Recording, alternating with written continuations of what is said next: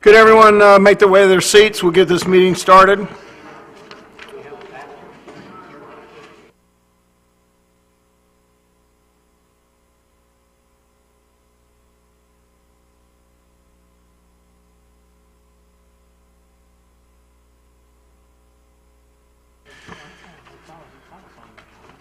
I'd like to call this regular meeting, this is City Council, February 4th, 2019, to order.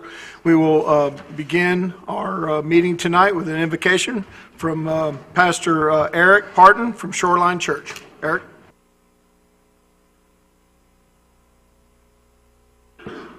Thank you, Council. Mr. Mayor, I'd like to start it with just a paragraph out of James. It says, "Who is wise and understanding among you? Let them show them by their good life, by deeds done in the humility that comes from wisdom." So that's what I'm praying. Heavenly Father, we come before you and graciously ask in humility for wisdom for all the men and women on this council and the mayor as they direct this city and make decisions that are good for everyone in the city. And Lord, we're thankful and grateful that we get to live in this great community, in this great city. I pray, God, that your word says that by the blessing of the upright, the city is exalted. And so we thank you that this city is blessed because of all the citizens that live here and the wisdom of the men and the women who guide this city and its direction. We thank you for your wisdom this evening in Jesus' name.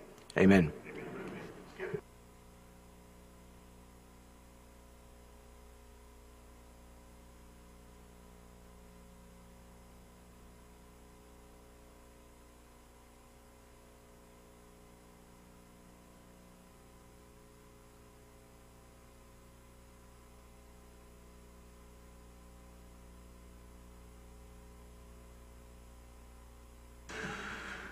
First up is agenda approval.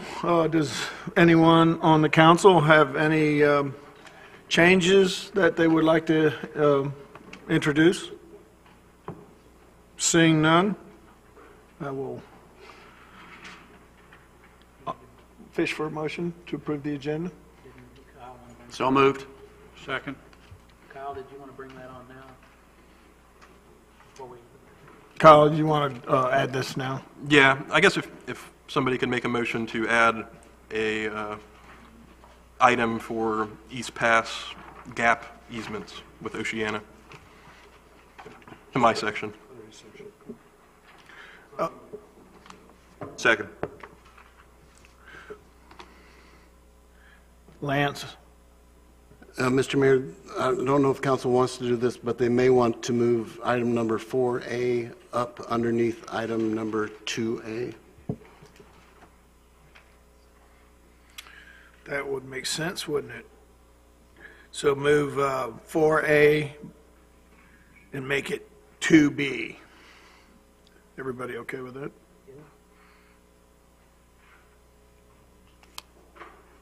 So we will do that. So we have a motion now to, let's vote on the first motion to add your Destiny's Pass. Yeah, I think that would be the proper procedure. And I had a motion, and it was so moved by Mr. Mitchell, seconded by Mr. Oberdeer. Mr. Destin? No, I was on the second one. Okay. That's fine. All right, so I got a motion and a second, and let's go ahead and vote on that.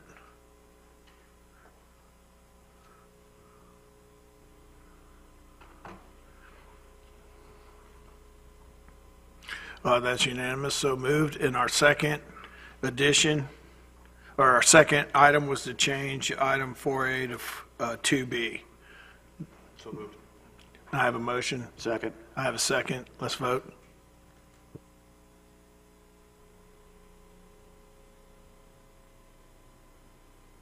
That's unanimous. And final, I need a motion to accept the agenda now as. So moved. Second. And we shall vote.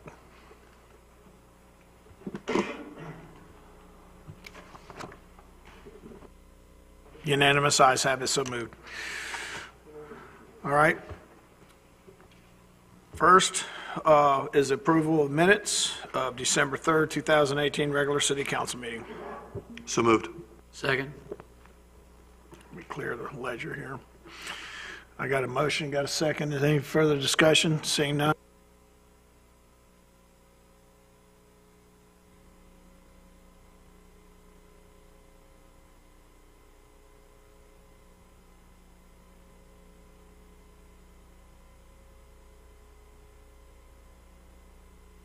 The vote is 6 yeas, 1 abstained. So moved. Second on 1B is approval of the minutes of November 27th, 2018 special city council meeting. So moved. Second. I have a second.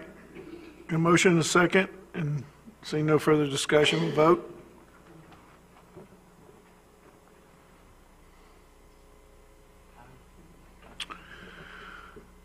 Six yeas and 1 absent, and so moved.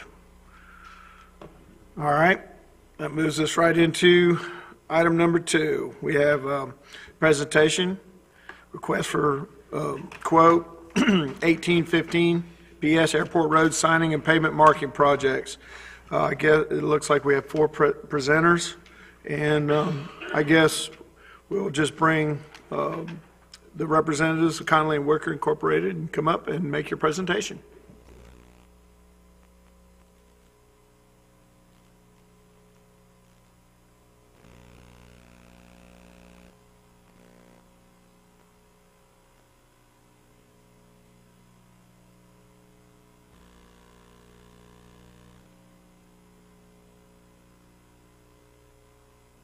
Oh, there you go.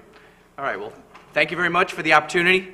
My name is Andy Cummings with Connolly Wicker. I'm a principal. I will also be the project manager for this job. I'm an engineer.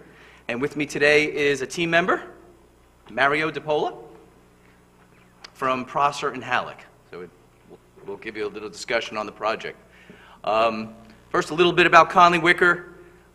We were a local engineering firm for 25 years here in Destin. Some of the local projects that we're currently working on. We're doing work in South Walton County Fire District. We're doing a fire station. We are the engineer for Destin Commons continuously since its opening. In addition, we're doing an apartment complex on 331 right now called the Reserve at Washington. So we're doing a lot of local projects here locally.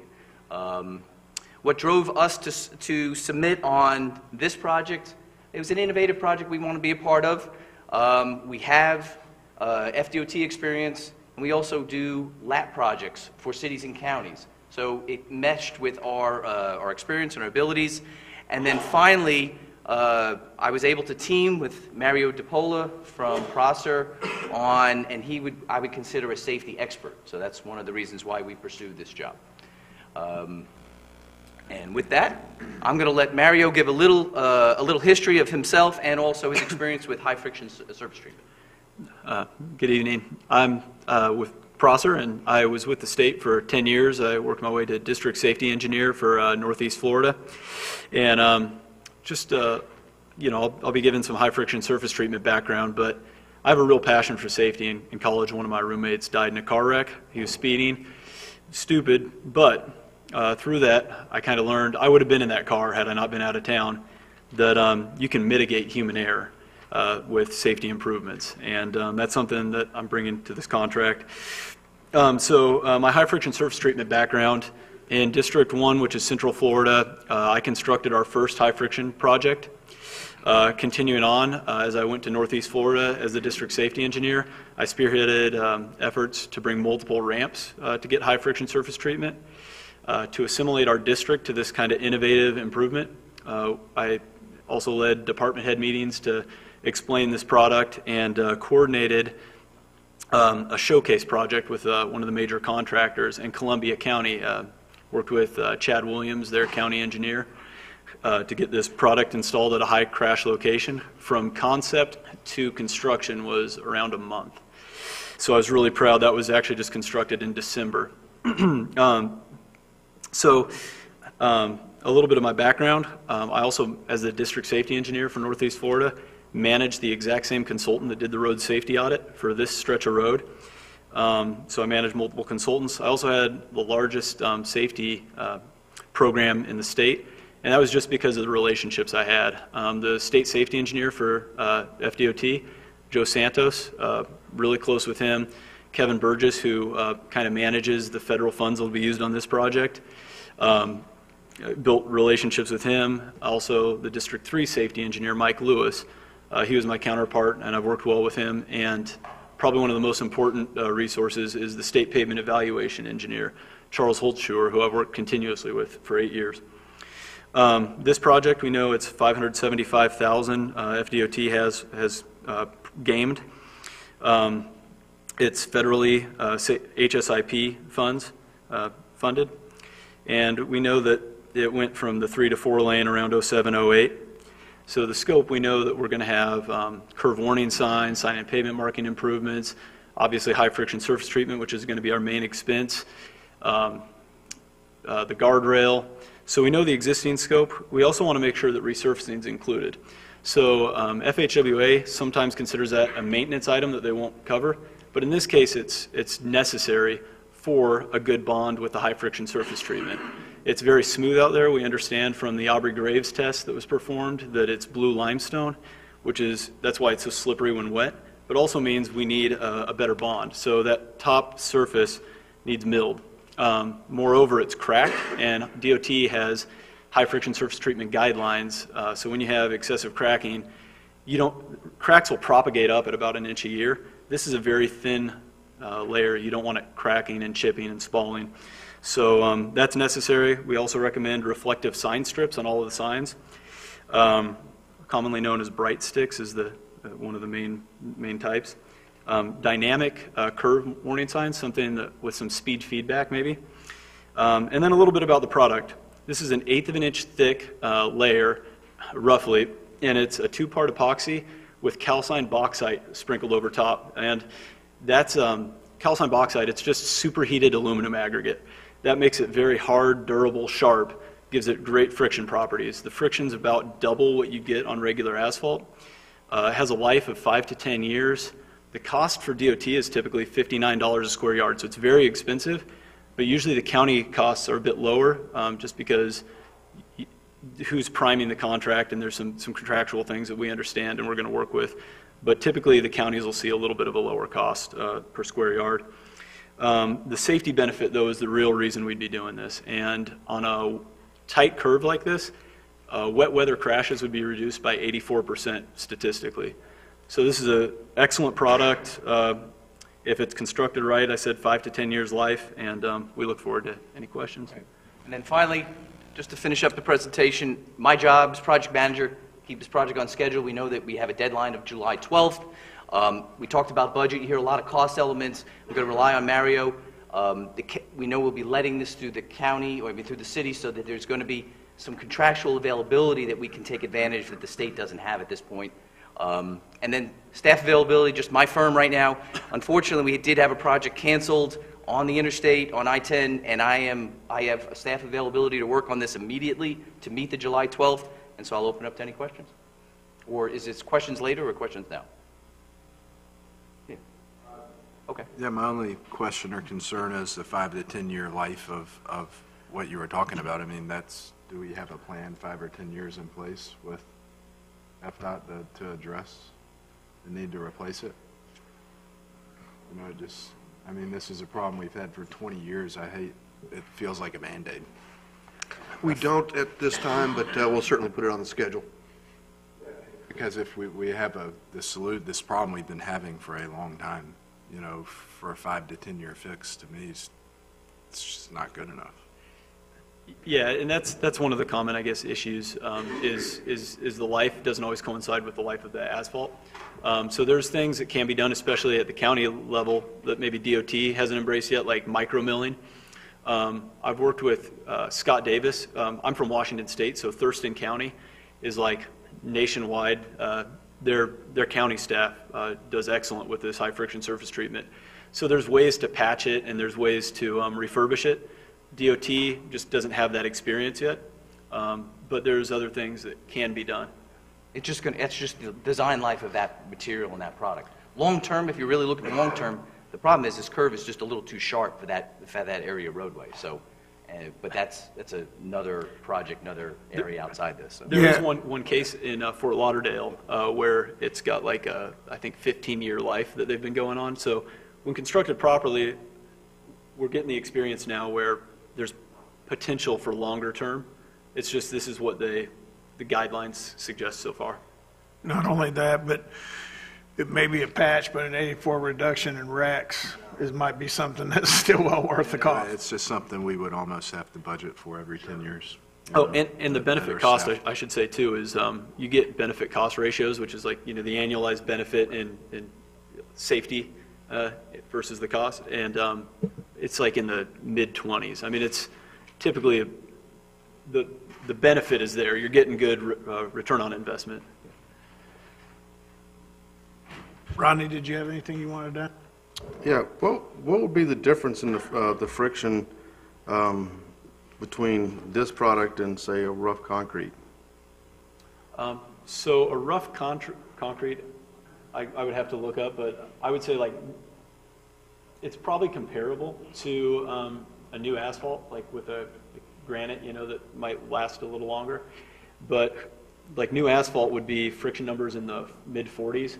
As it smooths, it gets down to the 20s. Just like concrete, you could occasionally go and diamond grind or groove or something. But this starts in the mid-80s, and even at the end of its useful life, it's usually mid-60s. So, I mean, at its worst, even after 5 or 10 years, It would be double what concrete is, right? yeah, it performs really well. I'm just wondering if we concreted that whole curve in a rough concrete, what the life expectancy would be on Well, that. the expense on that would be extremely high. I mean, concrete costs 3 times as much as asphalt, and you would have to put in a 6-inch slab. So you're talking an incredible investment there for that.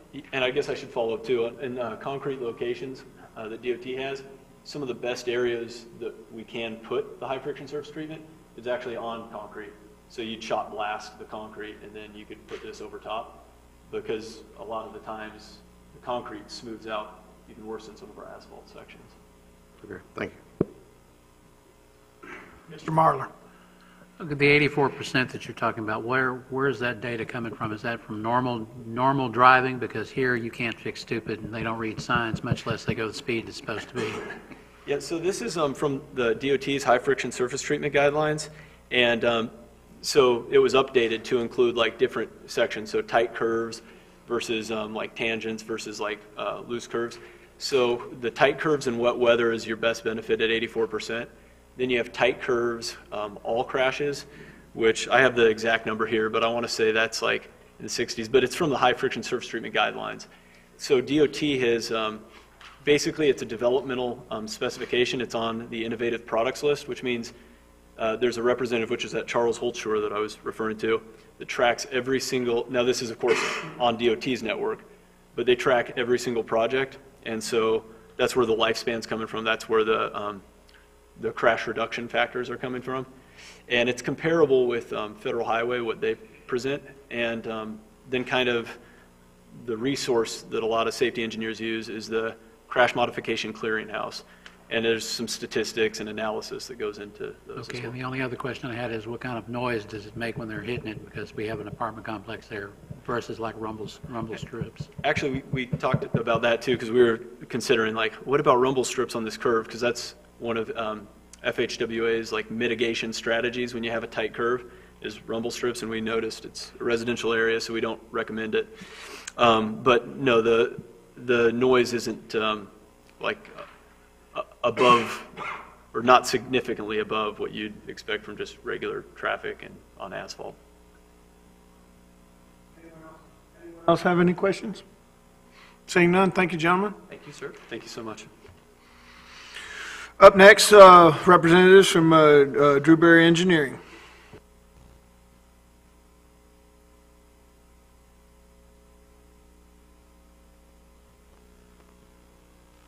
There we go. Good evening, council members. My name is Alex Rushla. I'm with Dewberry Engineers. I'm a project manager. And I guess, okay, the presentation's up. So just real briefly, I'm going to have a quick, probably 5-minute presentation. Just give a little bit of the company information, prior work experience we have in the area,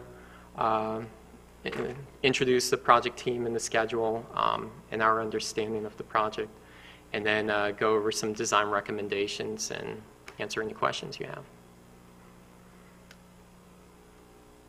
Can I click the slide here? Or? Oh, there we go. Perfect. All right. Okay, so real quick, just kind of gives an overview of Dewberry as a company. The office locations that be working on this project are our Panama City office, which contains most of the surveyors. I'm out of the Santa Rosa Beach office, and then we also have a Fort Walton Beach office, so we're pretty close to City of Destin. Currently, we've been working on some of the National Fish and Wildlife projects for the City of Destin, so we're very familiar with the area. Few examples of some projects we've done before. A lot of Walton County work, some projects like I mentioned for City of Destin, as well as a lot of Bay County work. A lot of the Walton County work is SLAP projects as well. Project team would consist of Cliff Nauer, who could not make it this evening, myself, Aaron Harrison, who is a senior engineer. We recently hired, who has a lot of transportation experience. Kyle Spell is our senior CAD designer, so he'd be the one actually drafting up the plans. And David Bartlett is one of our surveyors out of Panama City. Schedule is slightly different from what was included in the RFQ, but it meets what the city is looking for schedule requirements. We included a little bit more time just to give the city some additional review time. We love to hold public meetings. I think it's really important. I know it worked well for the National Fish and Wildlife projects. I think getting the public involved at an early stage for this project as well is very important. So I want to include some extra time for that, as well as survey, which is the biggest piece.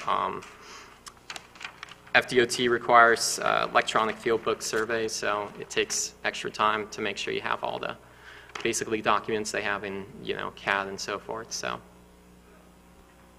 our understanding of some of the critical issues that you guys are experiencing on Airport Road. So basically we did a quick site visit and took some photos, but this is also included in the RFQ.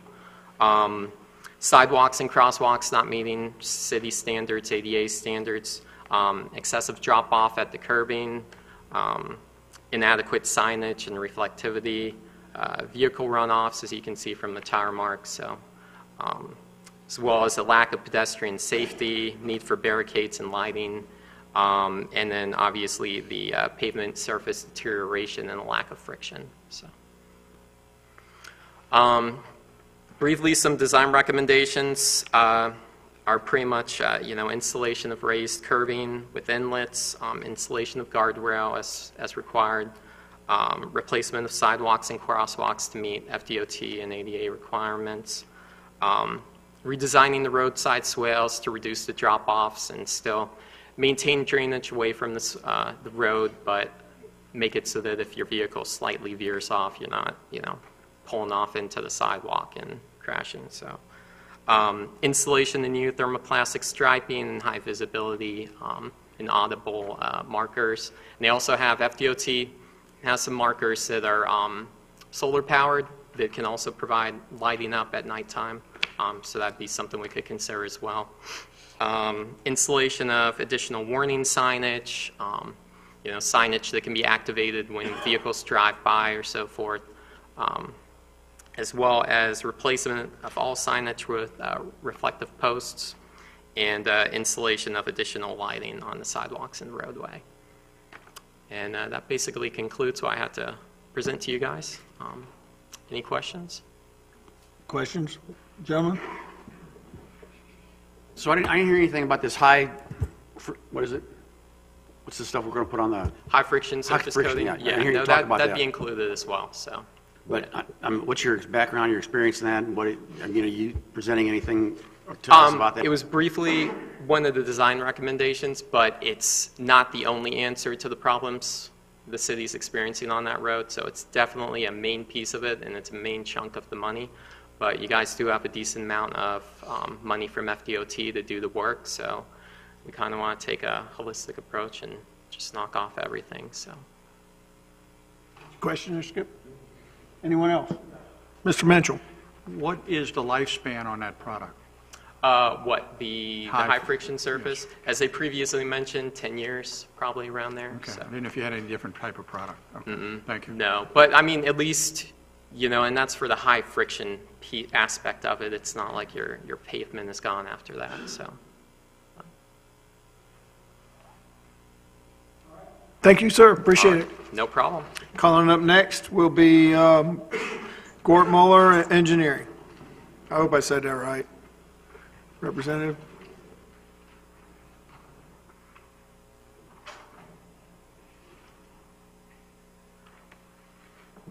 Gordemuller, yes, sir. Did fine. My name's Dexter Gordemuller. I'm with Gordemuller Engineering.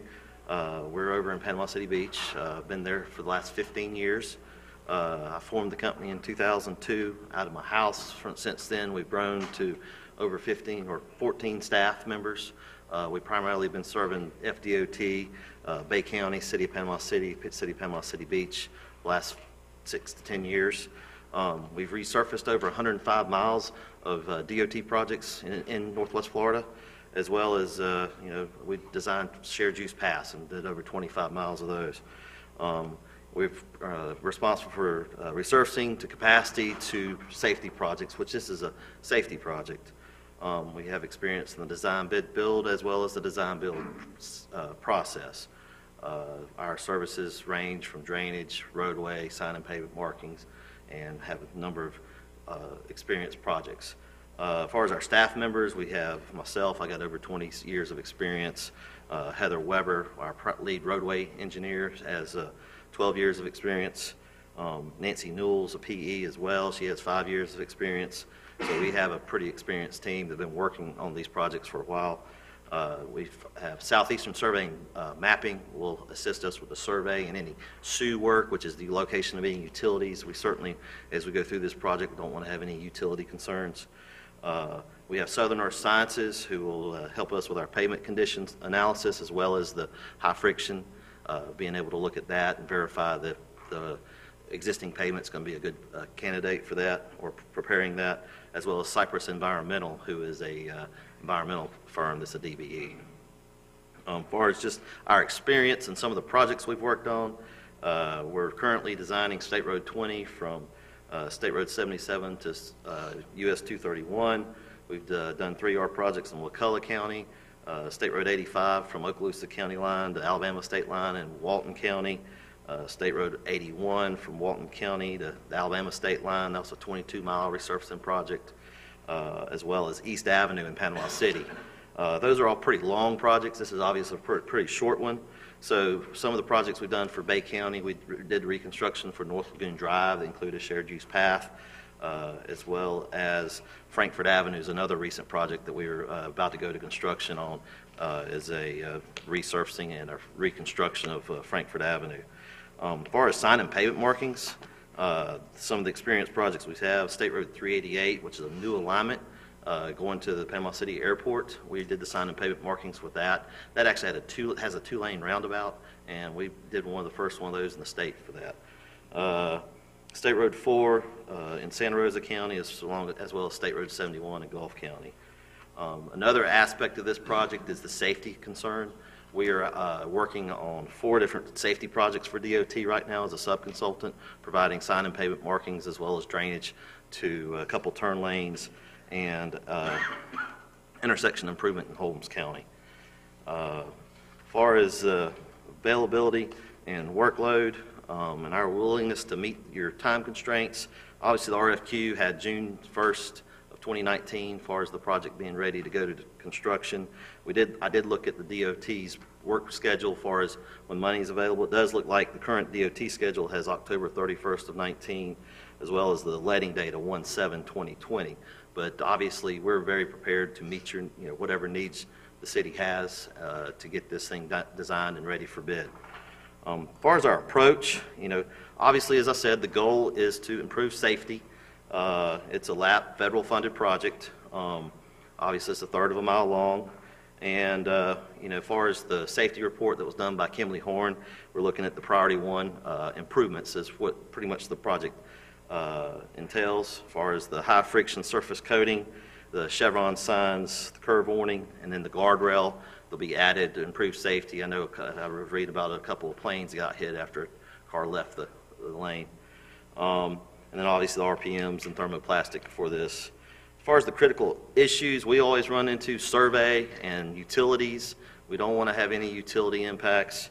As far as the curve itself, the design speed, super elevation. Obviously, that's sort of why we're looking at the high friction surface to mitigate that. And then one of the big things I really see is traffic control and coordination with 98 and minimizing impacts to the public. Panama City Beach, we do a lot of projects there as far as the tourist impacts, and knowing that based on the design right now, construction is planned to be in the later half of the year. We certainly don't want anything between spring break and the summer tourist season, or minimize those impacts as much as possible. We're prepared to provide the 30, 60, 90, and 100% plans. And then as far as the high friction surface treatment, there is, that's a very successful at reducing high-speed crashes. And so, I think this is a great location for it. One of the important things and some of the things that we see is just the aggregate availability and making sure we can get that aggregate, making sure the embedment of the rock, and that sort of help make sure you get the friction that you need. Temperature is another concern you have when you're going to be installing it. Might need to do it at night if we're in the summertime. And then some of the things, just the failures, we're already aware of those. So as we can prepare the specs, the Department of Transportation already has a specification for this.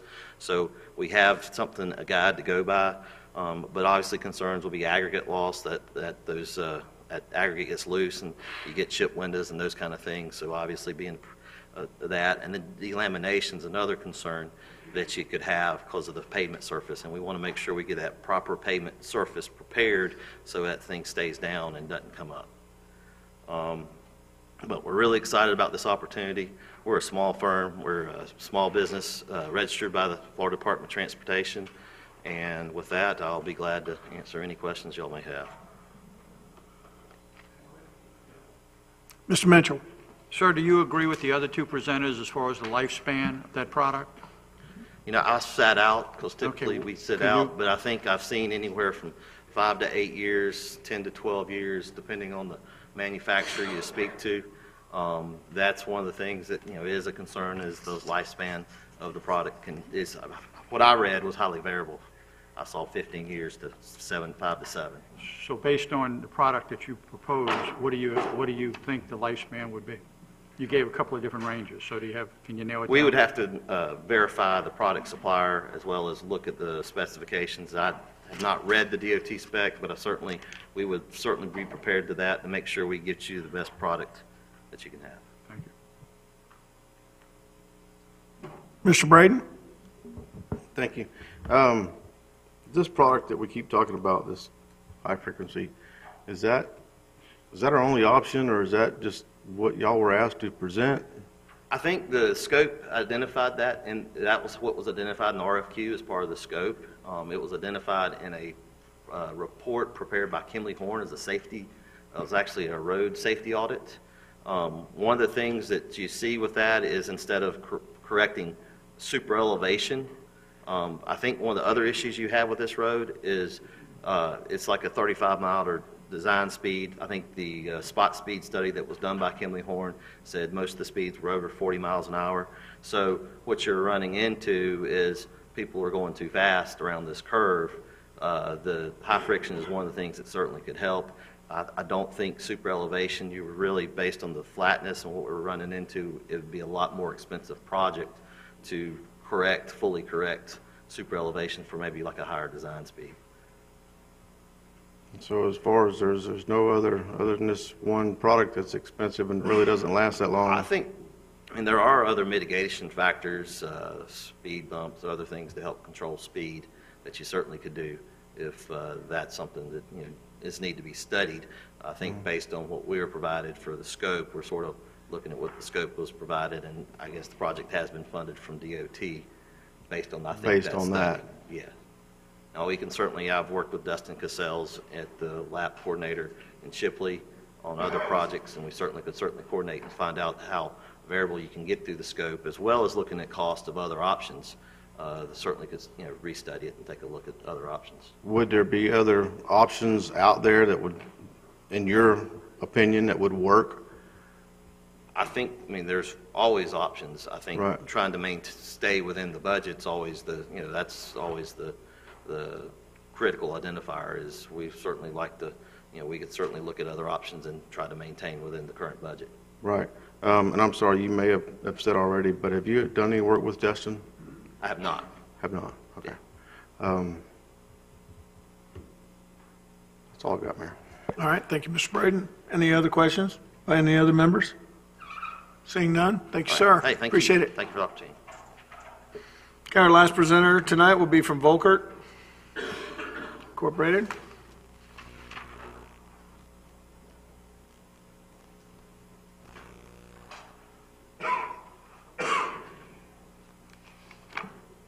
Hello, how's everybody doing? I did give some handouts too, which are the same as what's up here.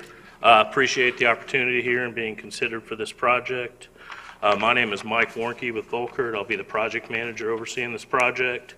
And with me, I do have Mr. Arthur Hooks, who'll be the lead design engineer on the project. Okay. Start out with a little bit about Volkert. Volkert's a 95-year-old engineering consulting firm. We're based out of Mobile, Alabama, with offices all over the Southeast, including Gulf Breeze, Panama City, Pensacola, Chipley. We're a leading roadway designer firm in Northwest Florida. We're ranked number 19 in highway design in the United States by the Engineering News Record. We're a leading partner in Northwest Florida for DOT District 3, who's the administrator of the funding for this project, as well as many other local municipalities. One way best to illustrate our, sorry, I'm flailing here. Our relationship with DOT is they do call on us when they need emergency work done because they can trust us. During the April 2014 floods, they did call on us for some work on Scenic Highway in Escambia County when that washed out.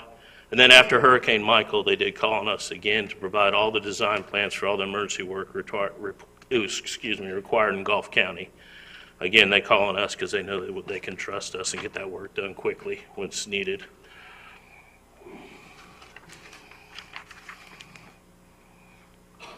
Next is our org chart. As you can see here, again, I'm Mike Warnke, the project manager. This project will be managed out of my office in Gulf Breeze. We are proposing a total Volkert team here with local personnel based out of mostly Gulf Breeze and Panama City office, with the exception of EGS to provide the geotechnical work for the project. EGS is at DBE, and while this contract doesn't require DBE subcontract usage, DOT does encourage that on all their contracts. So it is looked on strongly by DOT. Next, understanding of the scope. Even though this is called a pavement marking and signage project, it's really overall a safety project for that section of Airport Road and the curve. The biggest aspect of that is the high friction surface treatment. As well as that, we'll provide enhanced delineation, including signage and pavement markings. For that, there is currently Chevron signage and curve warning signage. But we'd propose to upgrade those with oversized signage and highly retroreflective signs that are more easily seen at night, of course. Also will include speed limit signs, raised pavement markers, thermoplastic striping, and guardrail if needed. A couple items that were brought up in the safety study audit that the scope was basically based on was recovery zone enhancements and lighting. That wasn't currently in the scope, but that's certainly things that we can help out with if requested.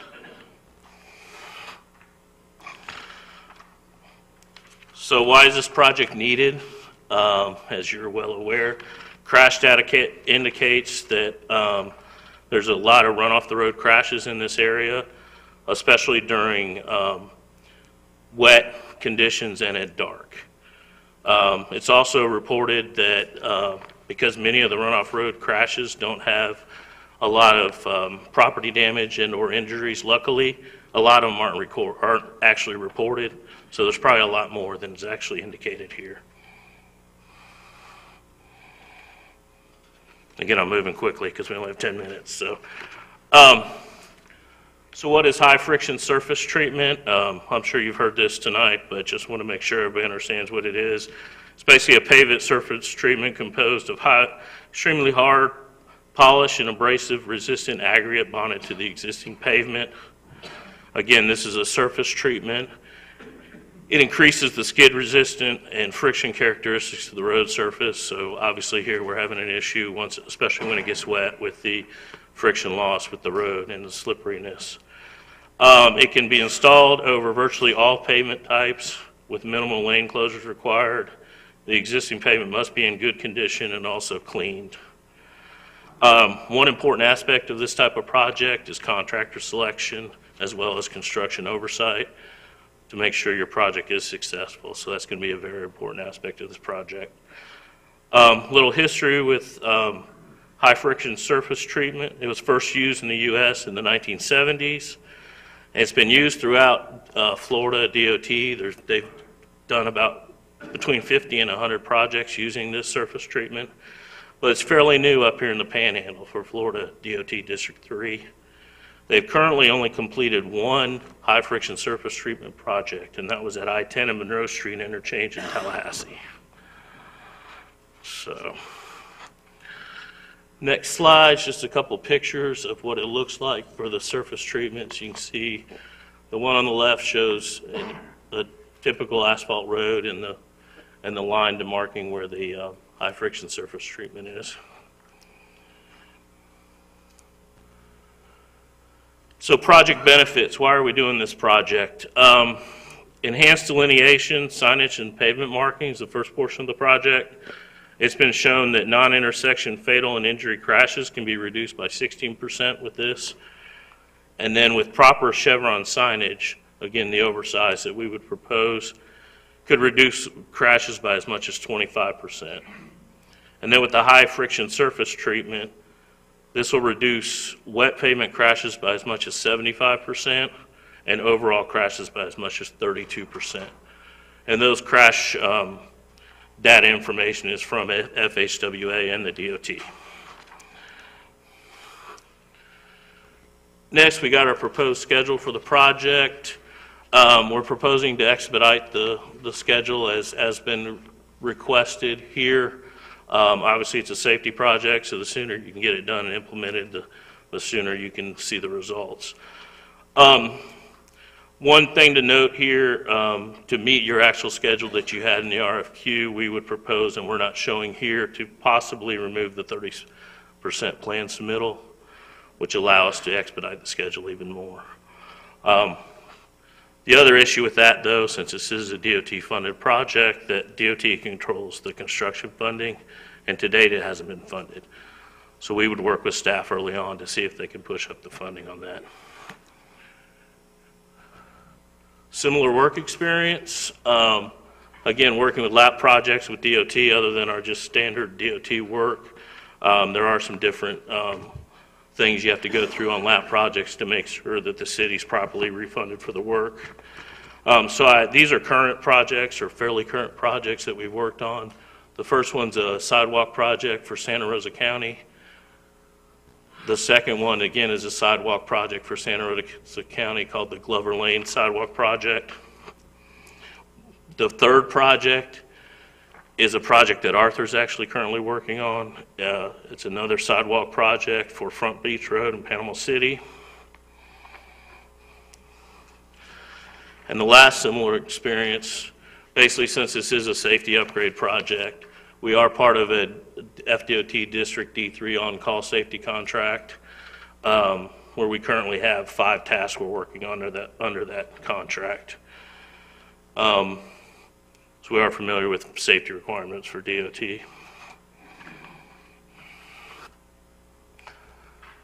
So lastly, why choose the Volkert team? Again, we're a local team. We manage out of local offices. Client satisfaction is our priority. We try to, any new client we work with, make sure customer satisfaction is key and foremost so we can become your go-to client or go-to consultant. We certainly feel we're one of the most experienced and trusted roadway design teams for District DOT D3.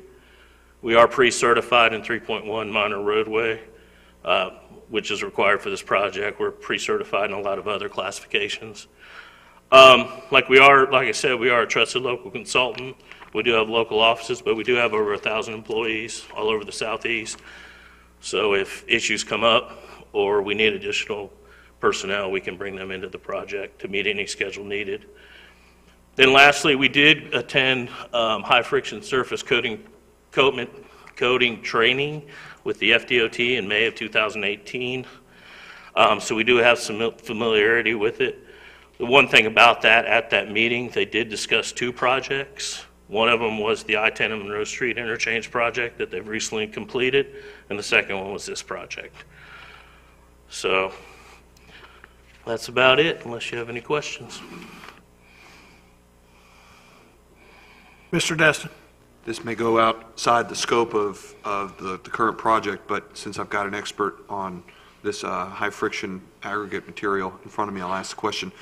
How big of a factor does heat play into delamination? Because I know these roads work in more temperate areas, and I had heard previously that other municipalities in South Florida which would have the same sort of heat issues with our weather. What are we talking about how does heat play into it, or is it more, I mean, we don't have big tractor trailers rolling over this kind of stuff, which would probably tear up the road faster than the typical passenger residential traffic that we have, but does the angle of the road and the heat factor play into any of this? Because I share some of the concerns on longevity that's been shared with some of the previous presenters that's been asked by council. Do you have any insight on that? Arthur probably take this. Sure, yeah. I mean, that was really probably technical. Arthur Hoax, by the way. It's one of those things that if it's put on correctly, and as we said before, it's having people that not just know the process, but good inspectors to be able to help choose a good qualified contractor. Longevity, you're looking at 10 years. Part of the heat, it's not just the epoxy that you're looking at, it's also the asphalt base. So we do recommend that you redo the asphalt, which is part of the resurfacing process, to put it back on, because the asphalt out there appears to be towards the end of its life with all the cracking that's going on, whether it's the block, the longitudinal, and some of the transverse and edge cracking. It's just part of that process. And just my question. Thank you. Mr. Braden? Thank you. Just one question. Have y'all done any work in Destin? Have we done any work in Destin? Yes, sir. Not anytime recently. We were selected as part of the structured parking solution team for the potential parking garages, but other than that, no. We have been before you I was hired on in 2014, and I think we've submitted on the majority of your RFQs since then, and unfortunately haven't had the ability to work with you yet. Okay, thank you. Anyone else? Thank you, gentlemen. All right. Appreciate it very much. Thank you. And at this point, Ray requested that, because he has to tally up the votes of our evaluation here, that we'll take a 5-minute break.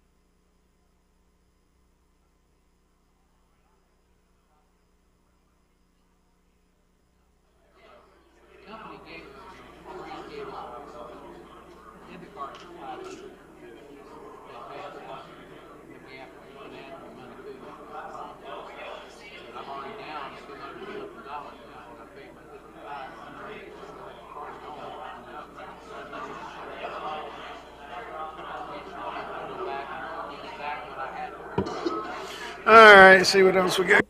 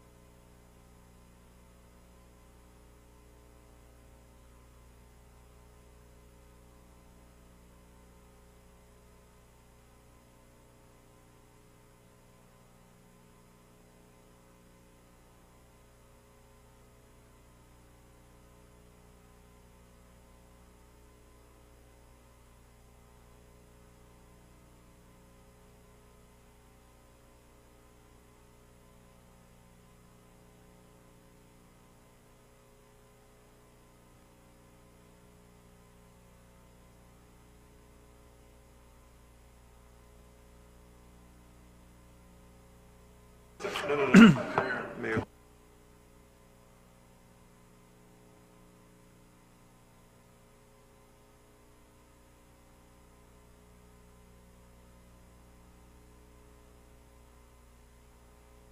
Ray, come here a minute. We'll call this meeting to order here in just a second. I got a question.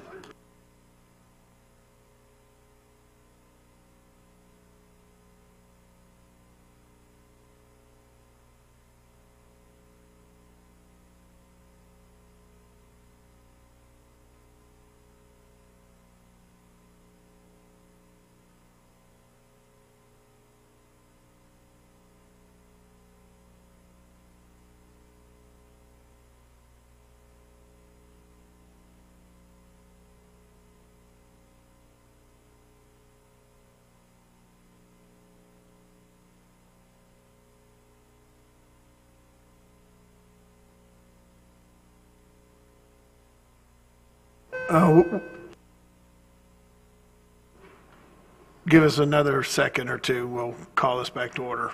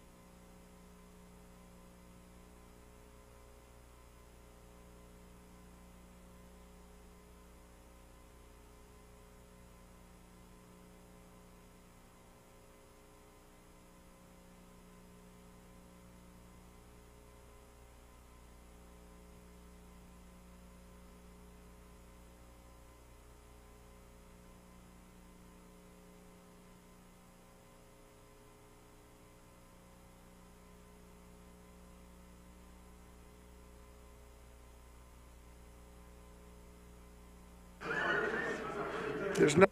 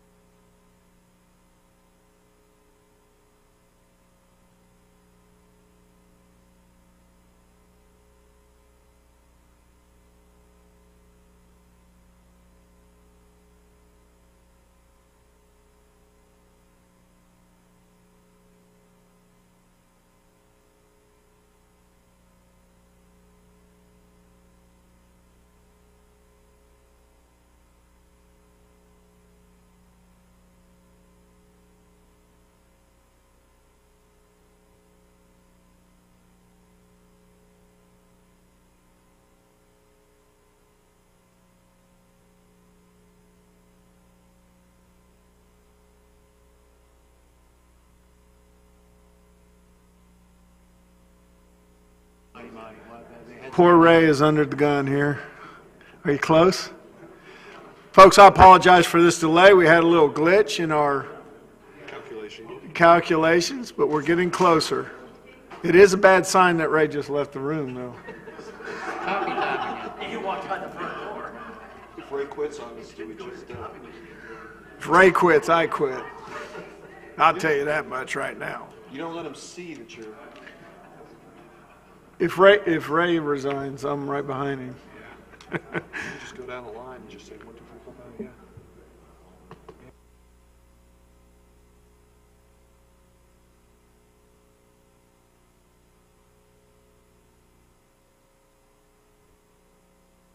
That is strike one, my friend. Can we do that anyways? You can reconvene, we'll set aside the order of the day. He'll be back in a second. Making copies. I don't want to reconvene and set aside the order of the day for that.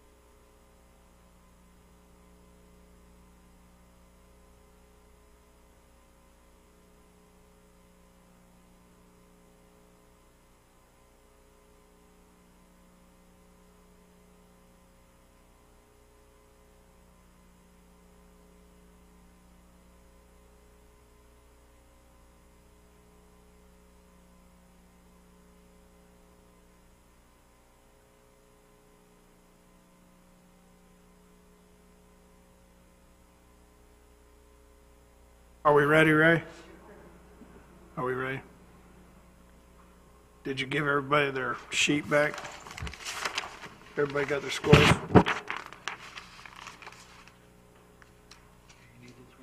I know what it said. And so does Mr. Destin. There you go. You got it? Go ahead. Mr. Destin? I'm going to make a motion that we award RFQ 1815 PS to Volkert Inc. I have a motion. Do I have a second? Second. I have a second. Any discussion? We already had a lot of that. Seeing none?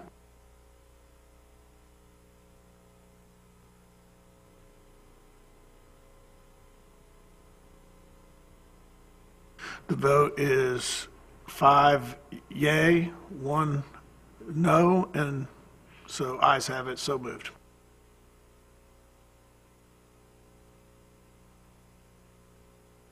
I hit the button too many times, Ray, if you just set my thing back up. We're going to move on now to item number 3, public comment. I want to thank everyone in the room for their patience with our struggles here that just took place.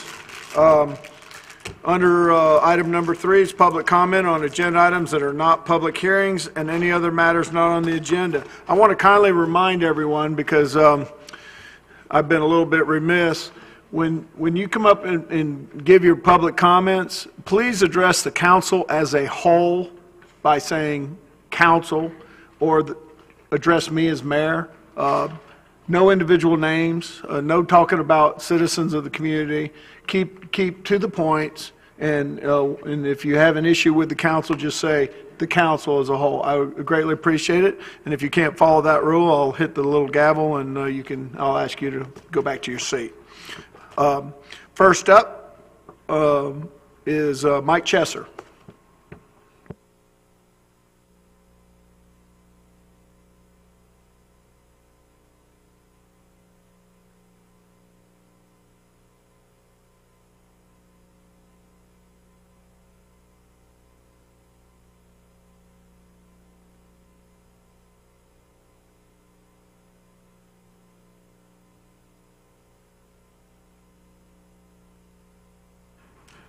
Mr. Mayor, I see that the council has the subject about which I have asked to speak. Yes. In 2 locations, one in item 4, the other in item 5. Didn't matter to me where that should be discussed, but it is the BI litigation settlement agreement. At some point, I would suggest that should be discussed. Shall I sit down and wait till it comes up in item 4C, or does the mayor want to bring that up at this point? You can speak right now on this portion of the agendas for any item on the agenda, not a public hearing. So if you want to speak on item 4C, you have 3 minutes, and go ahead. I don't know that 3 minutes will do it. I should try. This is a copy. It is a compendium of documents. I sent them here for those of you who want them. That is an objection that I have filed in the court to the settlement agreement that's been tendered between the city and the BI plaintiff in the BI case. I'm sorry. And again, this is the first time the settlement agreement about which I'm speaking tonight has ever been discussed publicly in detail. The thing that's concerned me about this is that that this lawsuit has been discussed many times. The claim that I represent, you all know to be the Destin Fishing Fleet, has been here many times. We have said over and over again that the fleet has a piece of property, and adjacent to it, we think there is no easement. There never was an easement. That's something that a court, we think, should decide. That's never been done. It's been mostly done, but we didn't quite get to the end of the thing. Before that, there was a proposal for settlement that resulted in the fact that everyone scurried off into the back room, and a proposal for settlement that went far beyond the issues that were being litigated in that case were both presented in the back room, were presented here for pardon that I would use the term, but I think rubber stamp, and I think lots of stuff happened here that was never discussed publicly, and lots of stuff happened here that was a mistake, and I'll tell you why. If I'm to be held to 3 minutes, I've got a minute left, and I apologize that that's so. I did represent a fellow who owned a piece of property here in Destin. It's now called 200 Harbor Boulevard, a large piece of property that's located adjacent to the Dewey Destin Seafood Restaurant. You all know where the property is, and you know who the person is, Mr. Craig. Mr. Craig owned that piece of property. He came to the city of Destin right after your livery ordinance was passed through me, because I came here with him. He said he had been here, he had been to your meetings, he had seen me appear before this commission, and for some reason unknown to me, he thought maybe I could help him with his presentation.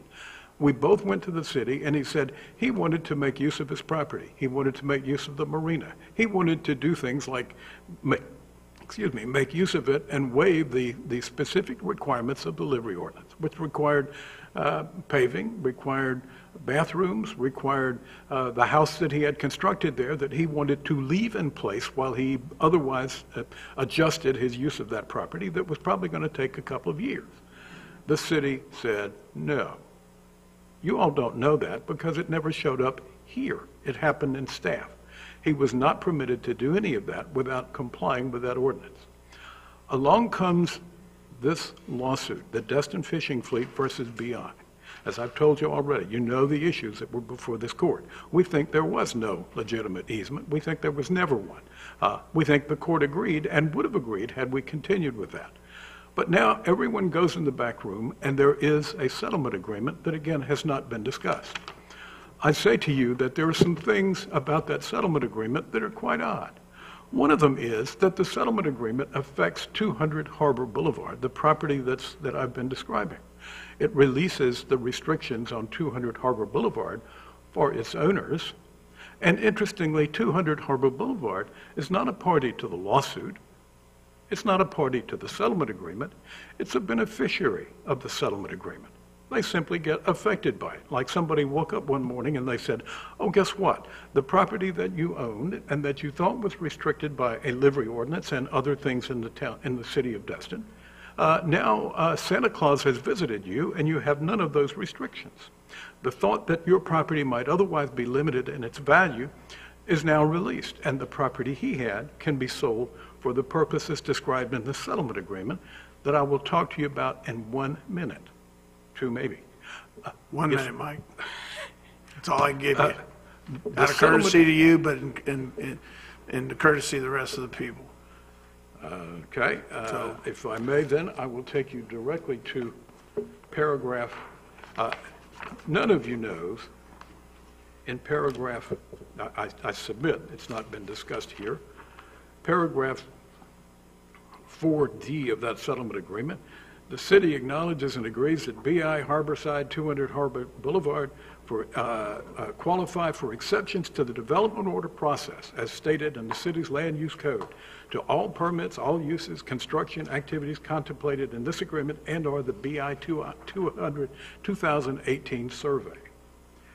Goes on to say that the city acknowledges and agrees in paragraph 8, 1 page later, agrees that any otherwise permitted use or construction on the BI property or the 200 Harbor property shall not be denied a permit with or development order by the city of Destin based on any limitation in width, length, slope, adjacency to other use, condition, construction material, side yard, drainage, or other city of Destin requirement or limitation for parking for businesses.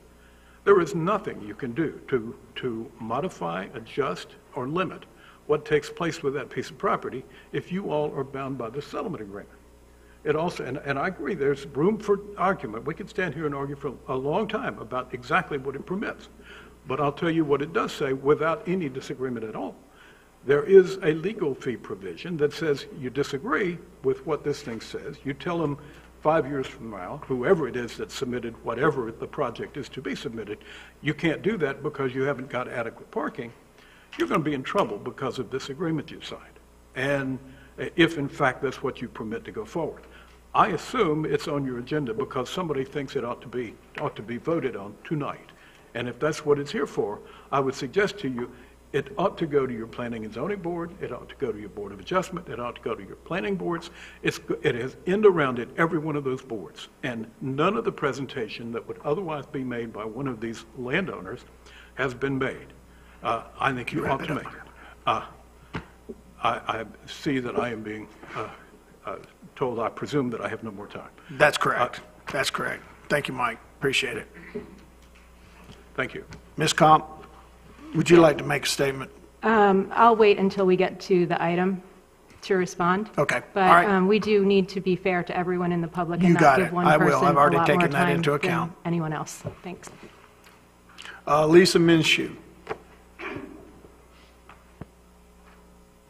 Thank you, Council. My name is Lisa Minshew. I'm here on behalf of BI Inc. and Dewey Destin Harborside.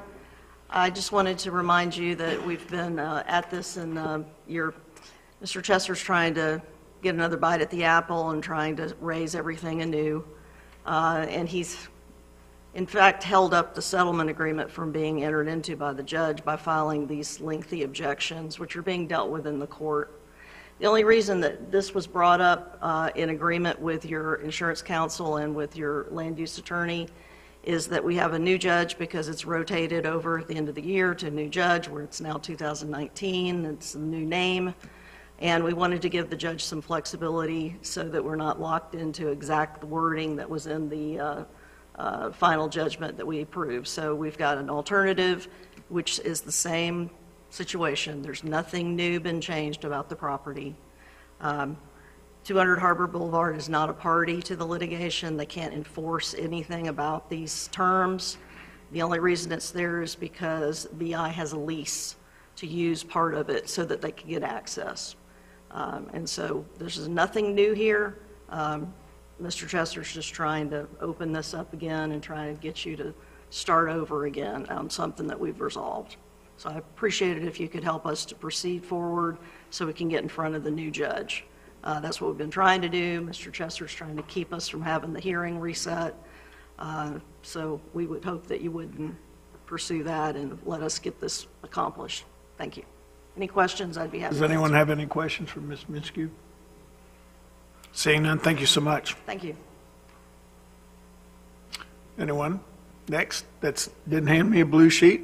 Just public comment? Seeing no further discussion, we'll go ahead and close this portion of the meeting. And we will start with item 4, our city manager report. Lance, take it away. Thank you, Mr. Mayor. Item 4B is a request from staff to rescind council's motion to install a temporary guardrail on Airport Road curve, and it requires the motion from someone who voted affirmatively initially on this item, and I believe Mr. Obadiah has agreed to do that for us.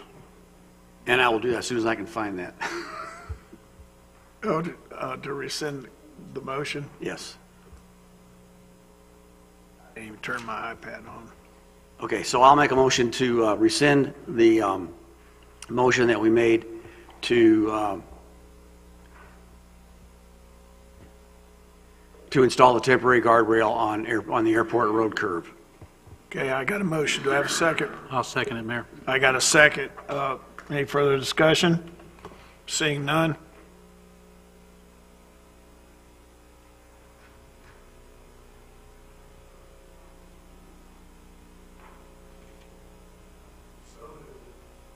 Unanimous, so moved. Thank you, Mr. Mayor.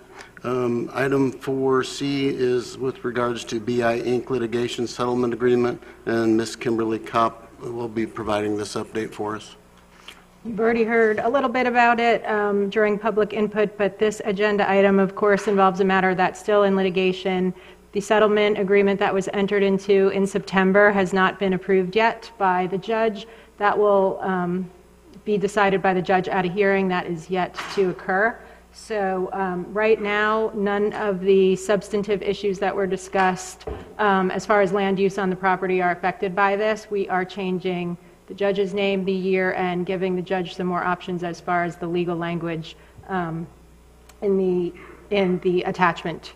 So if you have questions, feel free to ask me, but I don't want to make our legal arguments now. We're going to save them for the hearing. One question. Go ahead, Mr. Morgan. Could you clarify why us, in the words of Mr. Chesser, scurrying to the back room, why we were required to do that? Why we had to have the conversations on the settlement in private? The Sunshine Law has an exception to the requirement to hold public meetings and to allow them to be held in executive session during certain limited circumstances. That includes when you're discussing litigation strategy and negotiations. That meeting was still recorded by a court reporter verbatim, and all of that information is going to be open to the public as soon as the litigation concludes. So there's absolutely nothing secret that occurred during the executive session. It's just that the city has a right to negotiate a settlement without doing it in a public meeting. When litigation's over, everyone sees it. And that was had a lot to do with the reason that I tried to give Mr. Chesser some latitude to get his point across, but at the same time, it will all be public and released after the litigation portion is complete. I understand that, yes, and the problem is that if he's going to make all of his legal arguments on the record and the city isn't, I don't want to give the public any wrong impressions, but the city does not agree with some of the statements that he made, of course. I understand. Any other questions for Kimberly? I got one. Go ahead, Ms. Marmer. Okay, so what are you actually asking us to do? I see we have a recommended motion, so what is it you're asking us to do? Just approve what you're going to take back?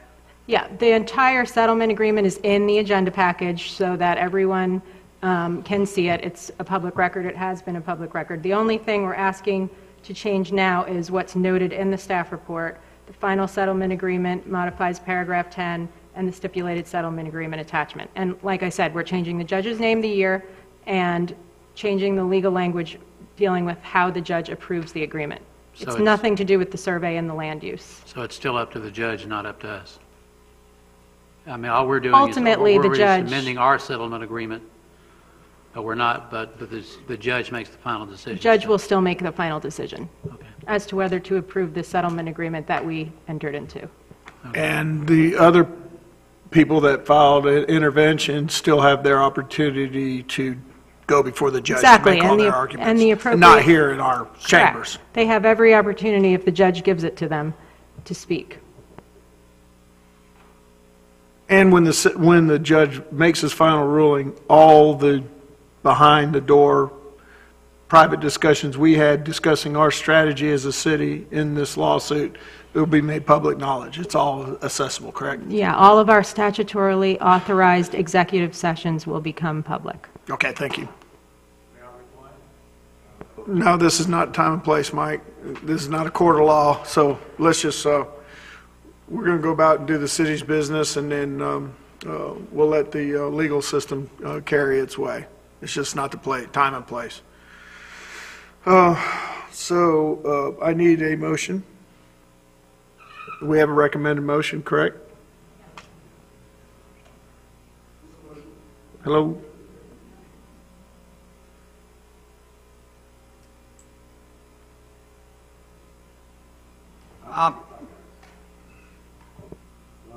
Yeah, I need a motion. Okay, I move to approve the amended settlement agreement, including exhibits. Second. Got a motion second. Does anyone want to talk about it at this point? So let the courts do their business, and then I guess we can regurgitate it if there's a settlement that we have to discuss at a later time, I guess. Correct? Sure. Okay. I have a motion. I have a second.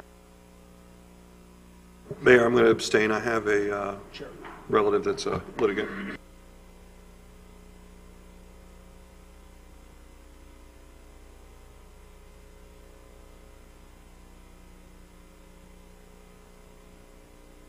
Okay.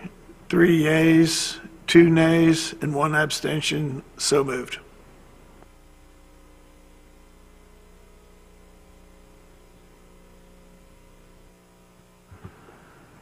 Go ahead. Thank you, Mr. Mayor. Item 4D is an update to our schedule of fees.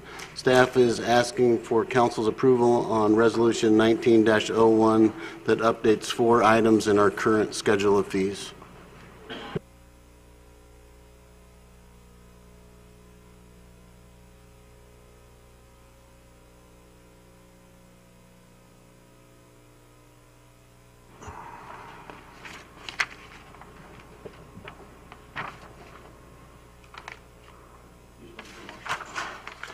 pretty much. Okay. All right. I move that the City Council adopt Resolution 19-01 and the associated schedule of fees for fiscal year 2019. Second. I got a motion, I got a second. Do I have any discussion on this?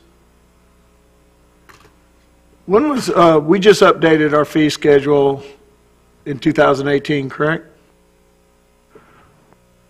Did do a slight modification of some of the fees in, I believe, September.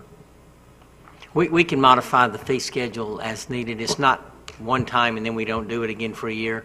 I do anticipate we'll probably do additional fee schedule changes later this spring in time to incorporate into next year's budget. And prior, though, we had gone a long time since looking at fee changes, correct?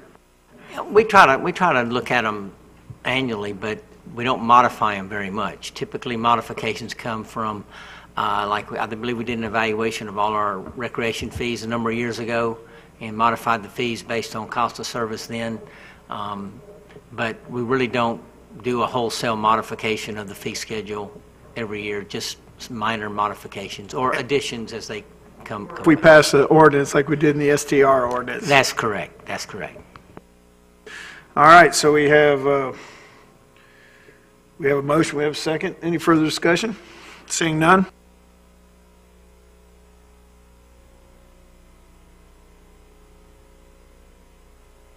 Vote is unanimous, so moved.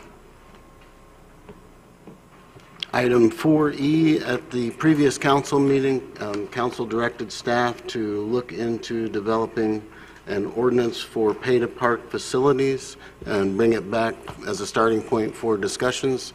Ms. Kopp has researched this and put together such an ordinance for discussion purposes, and we're here to answer any questions you may have. Hey, Ray, clean my, I hit the button twice, please. So, do you have any initial recommendations? You want to kick this thing off, Lance, or just start with your proposed ordinance that's in our briefing materials?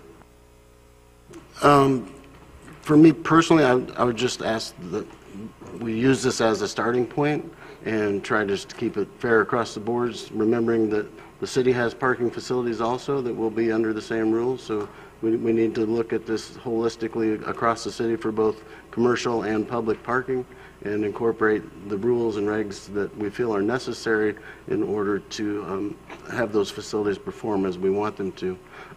There is also the possibility that we have ordinances on the books that could enforce some of this without a new ordinance, and that is something that staff can address. Would you like someone to weigh in on that at the present time? But any existing ordinances that should address this? None? Nothing on the books? Do we have anything on the books that address this kind of issue that we're facing, which is basically traffic piling up on Highway 98 because of parking? There's not currently an ordinance. That's why we're talking about this one. I don't know if you've all had a chance to look at it yet, but I would suggest that it still needs a little bit more work, especially with respect to the entrance. It currently states that payment can't be required at the entrance, but it can be required anywhere in the parking facility or the exit. But I think it probably needs either entrance defined or another requirement to pay in the parking spots or something that would prevent traffic from backing up anyway. Because if they get through the gate and then pay, you're still going to have the same problem, potentially. You're so smart, because on my notes about it when I read the document was define entrance and set distances. So we're on the same page, ma'am. I was just reading your mind, Mayor. I got a litany of folks that would like to talk about this. So, Mr. Marler, you go first. Okay, page 2, section D. Then back up of spillover vehicles. I understand this is a draft.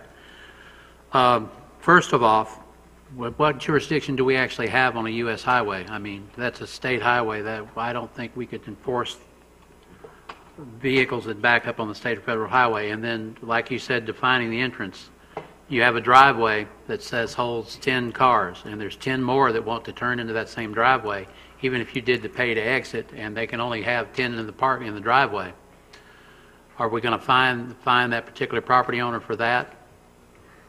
I mean, I'm just looking at the way it, if you go back to the page, the next page after, I mean, we have traffic backup that has nothing to do with the paid parking in certain places that don't even pay parking because only so many people can go in their driveway.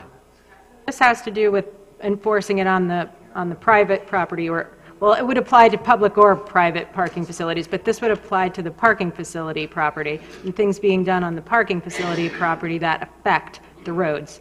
Well, I'm trying to make where was that? Because on the next page where it defines and stuff, it's saying that they're up for fines and stuff if they're backing up traffic on Highway 98. My point being that if the driveway only holds 10 cars, and even if you do the exit and the driveway is holding 10 cars and you got 5 to 10 more that are turning into the same place, they're blocking traffic because they're trying to get in the same spot that the other 10 are already in.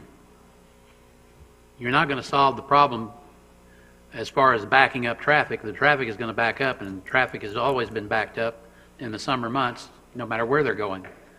I can understand us doing it on a city street, but what we're talking about basically is the properties on the harbor.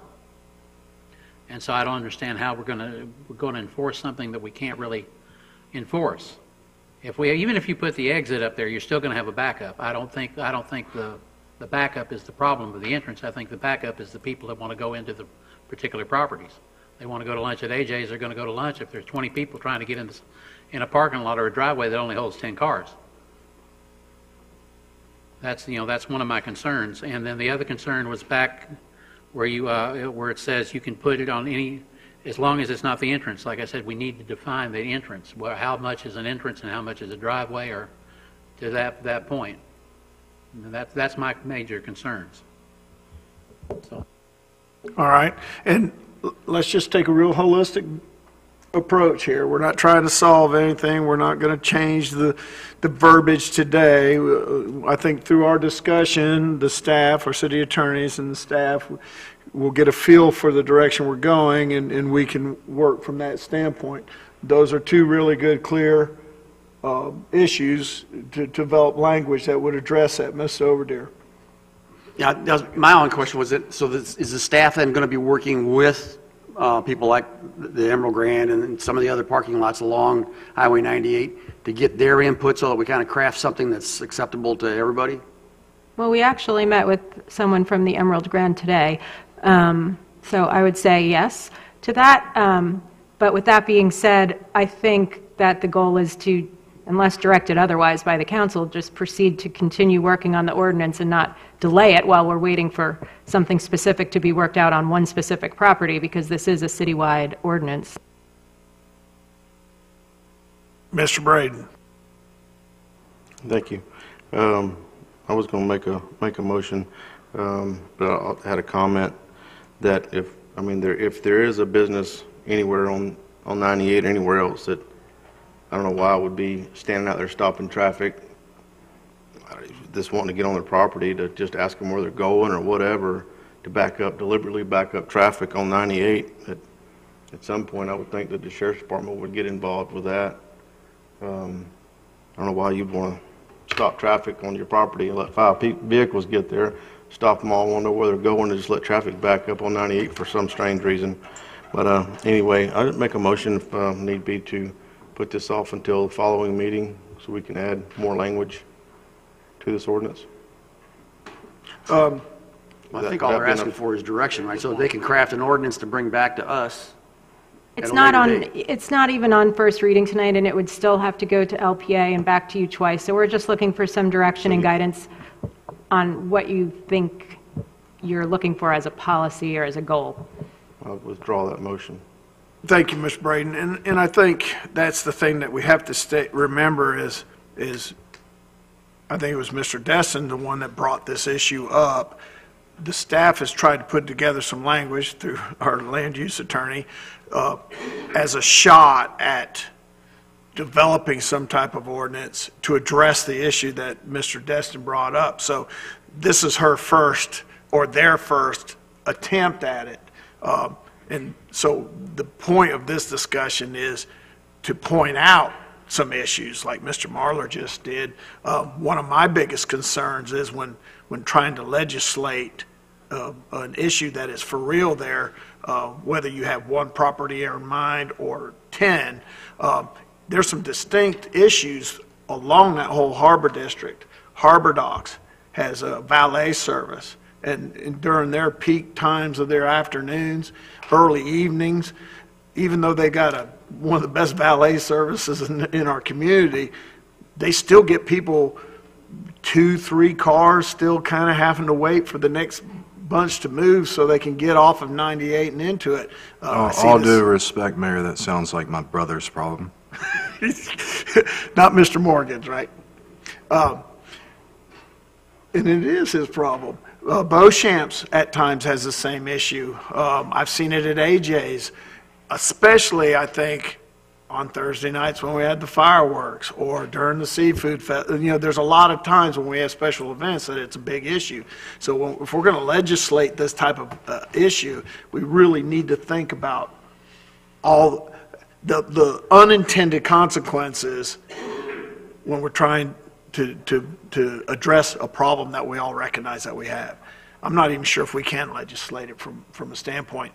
If we're thinking that the only problem is people that are paying for park, and you got Beauchamps and Harbor Docks that don't pay for park. They got a valet service. They let their customers park for free, but they still have the same problem. And it's always at the worst time. Because that's when business is good. So that's something that we have to, it's going to be a challenge, I think, to get verbiage and an ordinance put together that can fix the problem without harming people and or, in some cases, because we are talking about private property, try to mitigate litigation in the process. I got a couple other people that like to weigh in on this. Mr. Mitchell.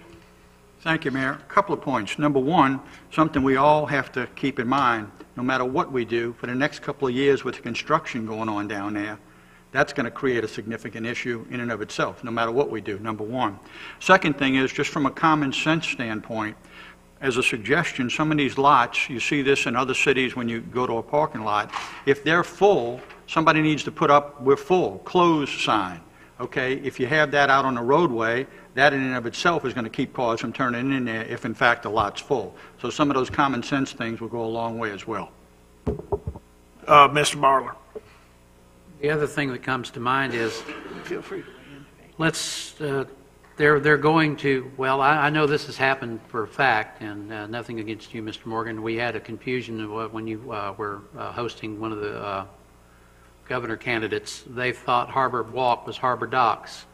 Okay, and so if they're just turning around, I'm serious. I'm not kidding you. I had so many people. I asked me where you were, where that candidate was. But in the case of if pay for exit, okay, they're in the wrong spot. Okay, they want to go to Harbor Docks, not Harbor Walk, and now you're going to force them to pay a $10 fee before they get to take a U-turn and leave. That's, I mean, I know it sounds funny, but believe me, like I said, you can't fix stupid. I'll hop in here. Look, there are several places up and down the harbor, and they're not all equal in their burden and their impact, nor is it the duration of the burden that it creates. Harbor Docks is a 200-seat restaurant that creates some overflow from several cars, perhaps several nights a week during the summer, whereas the duration and impact of basically the 2,000 parking spaces that should be on site at Emerald Grand and Harbor Walk, but they only have 800. They're just not the same comparison. And at the end of the day, I want all of the individuals that are on Restaurant Row and Harbor Walk to solve this issue. If you're going to be making money off of parking, solve the issue not through using the public welfare and safety as a buttress to it. If Harbor Walk is short of parking, then it needs to build a parking deck. Then it needs to do whatever it needs to do internally. I don't care what, they got to knock stuff out, figure out. Because if you're going to invite as many people as you think you need to make your business model work, then you need to have a setup and spend the money, get the kiosks, get the arms, do whatever you need to do, but do not under any circumstance think that it's acceptable to send hundreds of cars up and down the road for hours at a time. We literally have parking. There's no doubt about it. We've got people sitting like it's LA traffic halfway across the island most days of the summer, and that didn't happen until last year. So we got to do something about it. And just saying that, oh, well, there's a couple of places that are offenders too, let's not do anything, or let's walk cautiously. I get it. I understand that. But it's not the same comparison. So let's go ahead and help these folks figure out their own solutions, because it has to come from them.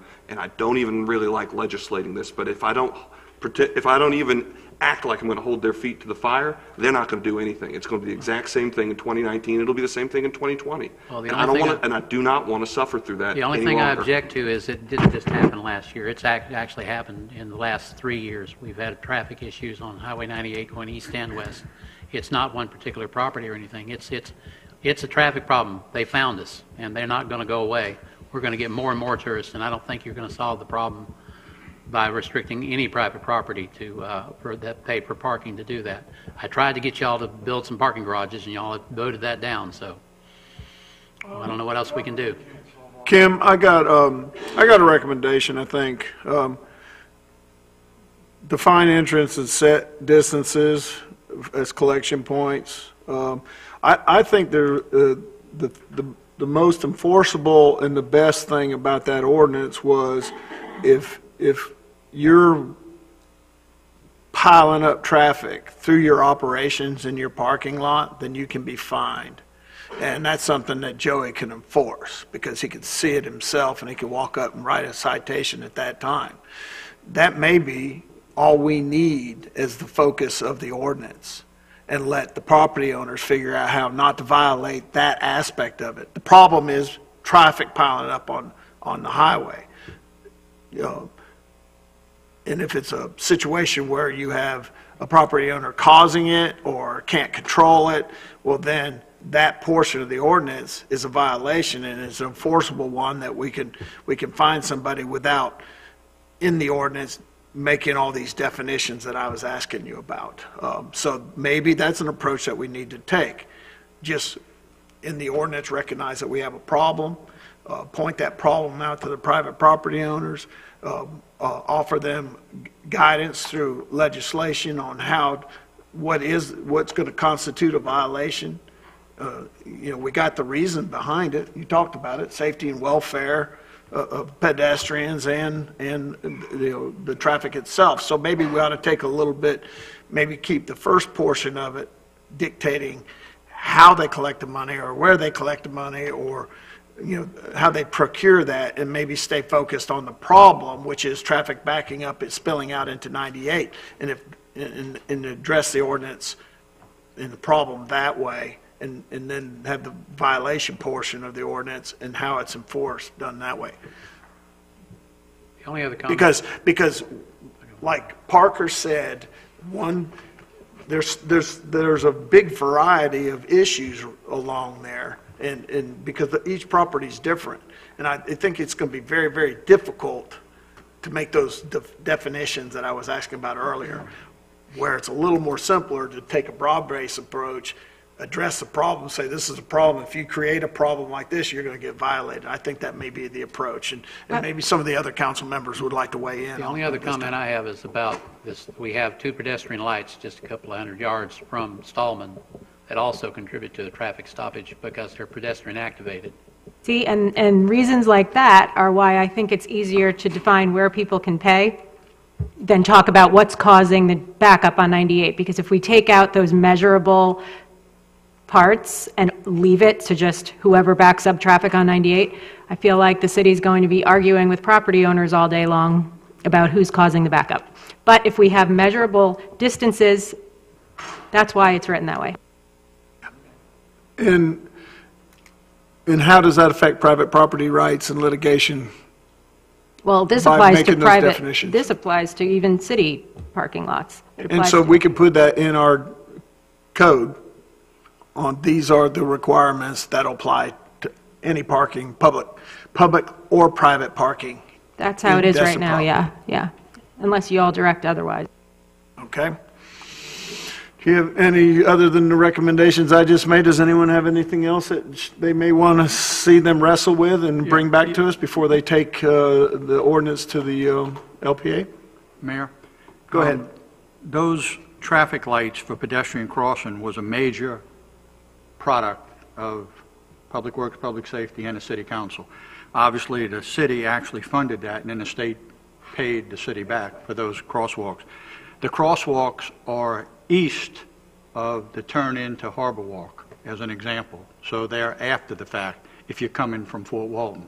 So that crosswalk's not necessarily backing up the traffic with cars turning right. There's one right before on the west side, the Shell station, right, correct? Yeah, but One on each side. I'm talking about coming across the bridge, coming into Destin from Fort Walton, okay? You're going to be at Stallman first. You're not going to hit any pedestrian crossing before Stallman, okay? There is no pedestrian crossing. It's just a block. It's right there. It's to come off the bridge and you make the right turn at the light into Emerald Grand or turn left. So that crosswalk doesn't apply as far as coming from that direction, number one. The other thing, I know we can't change it, but I just feel compelled to say that we have to go on record saying FDOT admitted to us 2 years ago that when they first made the traffic plan going into Emerald Grand, it was wrong. They should have had a turn. Here they're going back and they're redoing the road, and yet they still haven't corrected that problem. It would have gone a long way had they had a dedicated right turn lane, because that would have taken that traffic and alleviated a lot of the problem. So If once you'll- again, they're spending a lot of money, and they just turned a blind eye on that same If you'll problem. read, Mr. Overdeer talked to some people, and I've also talked to FDOT. FDOT says they're not objecting to a turn lane, but they have to do a study. And right now, it was about $30,000 to move the stoplight to give Harbor Walk a turn lane. But they are looking at the possibility of a turn lane, because I also wanted to put one on across right next to Whataburger, but Whataburger would lose their whole front of the entrance of their building, because we need one there also. But the pedestrian lights, Mr. Mitchell, if they're not turning into Harbor Walk or turning into even AJ's, you still have the problem of the backup. If nobody's turning in, you're still going to have a backup, because they're all three running at the same time. So, I mean, it's a traffic issue that's not going to go away no matter what property the cars are turning on. We are getting more and more traffic every day in Destin. I mean, even now, you could roll the streets up back when I was growing up, but now traffic is backed up even on Highway 98 on a normal day like today, depending on what time it is and where the lights are. So, I mean, there's something we need to do, but I don't think we should penalize any of the property owners and make it their fault. You know, that's my whole thing, because we're messing with private property rights. That's been my whole issue, is we're messing with somebody's private property. And it's basically, for me, it's the same thing as telling somebody to drive out of their driveway and they have to pay to be on the city street. Anyway, that's all. All right, thank you very much. We're going to wrap this up then. We had our discussion. If we feel like we need to have a workshop forum, at some point we can do that between now and the taking a draft ordinance before the back in front of the LPA, because that's the next process, right, Ms. Kopp? If you want to see another draft, you can. Otherwise, we would put it in LPA.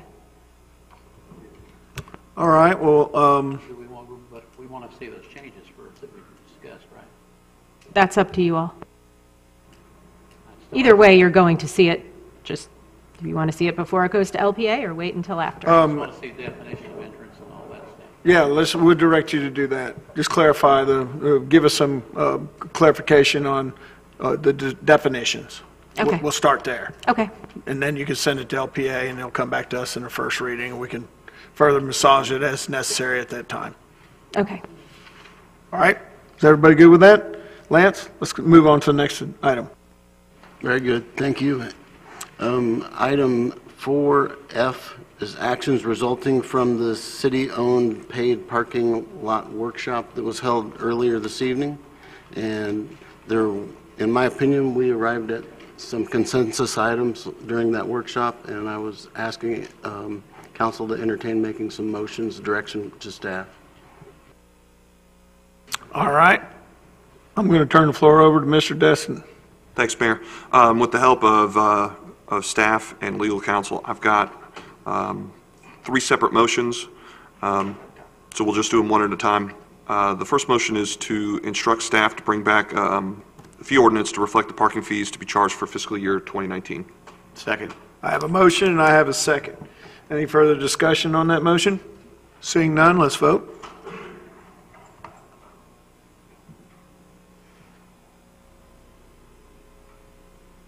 Votes unanimous, so moved. Go ahead, Mr. Destin. Thank you, Mayor. My second motion is to fund 108 Cybert parcel improvements for fiscal year 19 from the fund balance, solicit bids, make the appropriate budget amendment, and bring the bids back to the council for final approval. Second. I have a motion, I have a second. Any further discussion on that motion? Seeing none?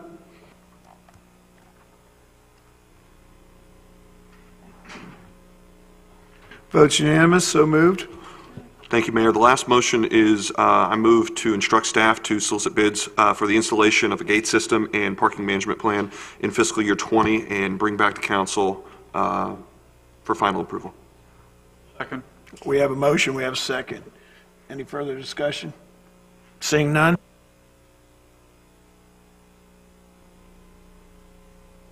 Votes unanimous, so moved. City Manager. Thank you, sir. Thank you, Mr. Mayor.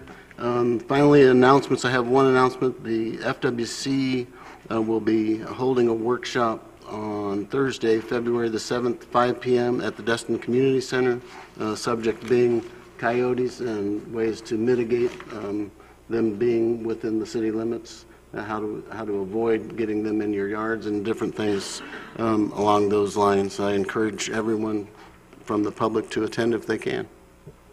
That's all I have. Thank you, sir. We're going to move right on to item number 5. Would you like to read that, sir? Yes, sir. We got the second reading of ordinance number 18-23-LC, an ordinance of the City of Destin, Florida, amending the official zoning map as referenced in the Land Development Code, Section 7.12.01A2, zoning maps to include a change in the zoning designation of an 11.543 acre area of land located on U.S. Highway 98, Destin, Florida, from Commercial General, CG, to Town Center Mixed Use, TCMU, providing for authority, providing for findings of fact, providing for jurisdiction, providing for zoning map amendment, providing for incorporation into the Land Development Code, providing for conflicting provisions, providing for severability, and providing for an effective date. This is a quasi-judicial public hearing. If I could get the applicants to stand so the city clerk could swear them in real quick.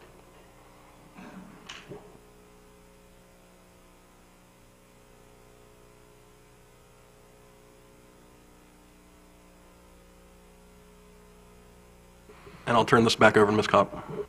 Okay, this is the ordinance you've seen, as you know, several times before. The applicant is here, and there are 2 different ordinances in the packet, as you'll see. The applicant had made a request to include a density cap in one of the ordinances.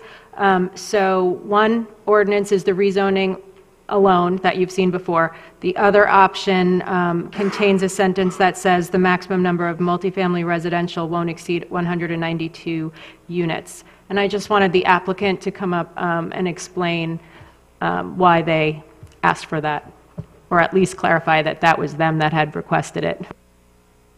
Good evening. Long story short, or make this simple, we just felt like we should cap the units at what we said we were going to do. So 192 units, can't do anything more than that. And I think that satisfies the feeling among some of the members of the council. So, Mr. Overdeer? I'll make the motion if you want. Okay, do you have any, does anyone have any further questions for the gentleman? There's also a public hearing. I understand. Okay, you guys can sit down. We'll enter into the public hearing portion of this proceeding before we entertain a motion and vote. Is there anyone here that would like to comment on this particular ordinance, reading of this ordinance?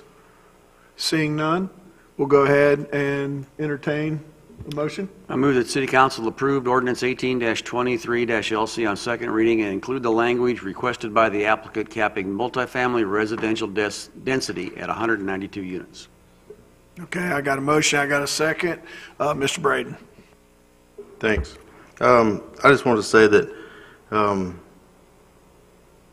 I guess why I've had supported this in the past was I really want quality, over quantity. That's why I, didn't want 300 units built there. So, but with what y'all come back with, I'll definitely support it tonight. I appreciate that. That's all, Mayor. Thank you, sir. Mr. Menchel. Thank you, Mayor. I have a question for Attorney. In this wording, is it necessary, or do we have to, or need a developer agreement included? No. Okay, thank you. All right, I have a motion. Oh, Mr. Destin, sorry about that. This is for legal counsel. Does the agreement run with the land? Yes. Okay. All right. Any further discussion? Any questions? Anyone else? We have a motion. We have a second. Seeing no further comments, let's go ahead and take this to a vote.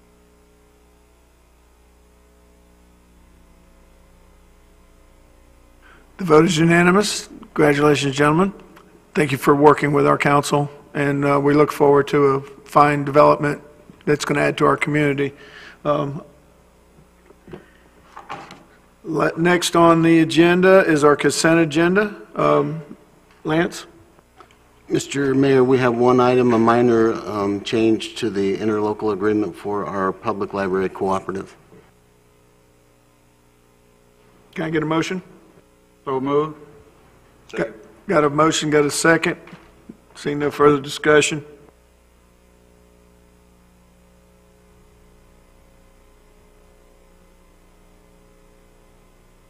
Vote unanimous, so moved.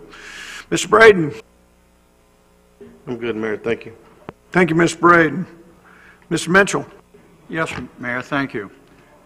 I want to discuss this item that's on here, and I'm going to be rescinding my request, but I want to explain. One thing that you'll hear me say as long as I'm up here is that our city staff now is a different city staff than years back. They're making things happen. They're doing fantastic work. As an example, last council meeting, we had a gentleman come up here with a bunch of questions, and Mr. Parker asked him to submit those questions to the city, and he did. And in 2 days, the city responded back to him. It's incredible, the service that the staff is doing now. And it's important for the citizens of Destin to realize this is not the staff of years ago. The staff now is moving and doing great work. In the news today, you saw where Carolyn Ketchel, County Commissioner Ketchel, had a fireside chat with Sheriff Ashley. You hear things in the past about how there are town halls and meet and greets. Nathan Boyles has those type things. So what I wanted to do, and what I will do in the future, if I'm lucky enough to get elected, is have a town hall. What I met with the city manager, and what my intention was, is to have the city manager and the department heads on February 21st invite the citizens to come here, one in the morning, one in the evening. That way we cover both groups of people who are working. And just allow citizens to talk to us about what they need instead of just having to sit up here at a podium. It would be an hour in the morning, an hour in the afternoon. Well, the reality of it is this.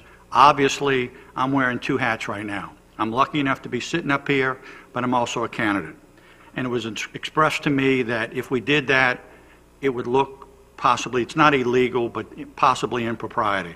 So rather than do something that would create a problem, I'm going to rescind that request, okay? I'm not going to do that. I can assure you, if I'm lucky enough to get elected, one of the first things we're going to do is have a town hall. I think it's important, regardless if I'm up here or not. I just think it's something that we need to start doing here, is to let the citizens of Destin realize it's a new group of people. And again, my thanks to the city staff because they're doing a fantastic job. That's item one. Now, a request for staff. In 2016, I would sit on that side of the podium, and I was known as the sign man because all I kept doing was complaining about the street signs. I had done an audit, and there were 16 signs along on Highway 98 that were missing. And I worked with the county, and the county actually installed the signs and paid for the signs. We didn't have to do anything. All we had to do was ask for them. Well, there's two signs right now that are in dire need of replacement, and that's at Gulf Shores and Beach Drive. So I'd ask staff, if you would, to get with the county, and I'm sure they would be gracious enough to supply those things. It didn't cost us anything. Last time it took over a year because there were some hiccups and stuff like that, but those are just two signs. I realize that we may make prettier signs at some point. We just need the plain green signs saying the streets. And that's all I have tonight, Mayor. Thank you. Thanks, sir. Mr. Overdeer. Okay, so in light of recent developments with the signage that we approved down on Crystal Beach, I'm going to make a motion to adopt a recommendation of purchasing or to rescind the previous action of the council to adopt a recommendation of purchasing wayfinding signs and installing them in the Crystal Beach area according to the diagram that was provided by the LPA, I mean by the one of the citizens down there. And I think there's going to be Steve has got some additional discussion to have about that, but I'll just make that motion and then we can. Second. All right, we got a motion, we got a second. Mr. Mitchell, I guess you're first. I concur with everything Skip said. We definitely need it. Well, and I guess maybe it's just some further explanation for it. Initially, what they had proposed, I guess there were too many signs and too big of signs, and so we kind of revisited that, and they visited with some of the residents down there, and so they've kind of gotten together with them and come up with a little bit different approach to this. So it'll be fewer signs and smaller signs, but still be wayfinding signs down there.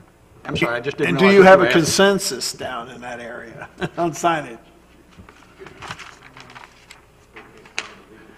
I'm glad you didn't answer it directly because you can't get a consensus in anything. But the majority of it liked it, right? That's good enough. With the modification. Right.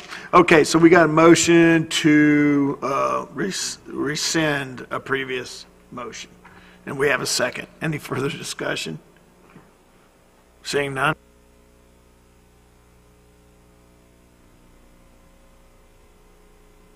Unanimous, so moved. Now, you know I don't like doing the legislation in this portion of our meeting, but I'll take an exception right here, sir. Thank you very much. It was well needed. Next, Mr. Marlar. I have nothing else tonight, Mayor. Mr. Destin. Nothing tonight, Mayor. Mr. Morgan. Nothing, thanks. Mr. Mayor, nothing tonight. Land use attorney. Nothing, thank you. But I know you got something. Yeah, slowed That's you why down. we turned it all over to you, sir. I'll be quick, though. Another East Pass update for y'all, this time a little bit different focus. I passed out an attachment and some emails with Kent Safrit. He is the attorney for, well, he's attorney for several entities, but in this case, he's the attorney for Oceana. Oceana is part of the GAP properties. The GAP is the properties that we need to get easements from in order to be able to place sand on Reach 2. Oceana, we've taken several stabs at the easement and language that would be protective of the city or the Army Corps or whoever does the dredging and the placing of the sand, and also be sufficiently protective of the property owners themselves. Oceana has been a property that has taken a particular interest in protecting themselves, and so we have engaged in some discussion with Oceana in a hopes of reaching agreeable terms. Today, Mr. Safrit sent me language to the proposed easement that it's not, he said it's not, in a follow-up email, I asked him if this was their final drop-dead language. He said it's not their final drop-dead language, but they're not going to move very much off this language. So I was hoping to get some direction from the council on how to proceed forward on this, whether you want me to continue pursuing, trying to get these easements, or if you want me to divert my resources elsewhere. The reason being is, in this current iteration, I don't believe it would be in the city's best interest to execute the easement, as it would put the city at a large financial and legal risk. Essentially, they're asking for $3,000 in upfront costs for execution of the easement, and then $1,000 in liquidated damages for every day the project goes past April 15th. We have no idea how long this project will go. It could go into June. We hope not, but we could have bad weather. So that could be a very expensive proposition. And what is, other than ransom, what is their financial requirement here? What's the motivation, do you think, besides holding us ransom, basically, is what it looked like to me. Made me mad, by the way. I'll say that on public record. I got angry when I read that provision. This is all about being good neighbors, and we got people in need in our community. I don't want to speculate as to their motivations. You know, they are saying that they want to be sufficiently protected, and they see this as the way to provide that sufficient protection to them. Beyond that, I don't want to speculate as to Oceana's motivations. There's also some engineering issues with the easement. It doesn't allow for heavy equipment to go across the property, which is going to be impossible to place the pipe and to spread the sand and reach to anyway. So without that feature, it's really a useless easement for the city anyway. So my recommendation at this time is that you direct me to stop pursuing trying to obtain these gap easements. Also, I know we generally don't allow public comment, but Guy Tadlock has been instrumental, and if he has anything to add, I would ask that we let him speak. Yeah, because I got a couple questions, but I would like to hear from Guy first. Guy, would you like to come up? You don't want to. You don't want to talk. You don't have to talk. You don't have to if you want. We talk in private. Come on up. Before Guy You've starts, worked can I really- ask a very preliminary question? Where does it leave us without these easements? I mean, does it mean Reach 2 likely Reach will 2, not? yeah, Reach 2's in trouble. That's what it all boils down to. So, but we'll talk about that. I want to hear from Guy first, and then we'll ask a couple questions here concerning Kyle moving forward. Go ahead, Mr. Tadlock.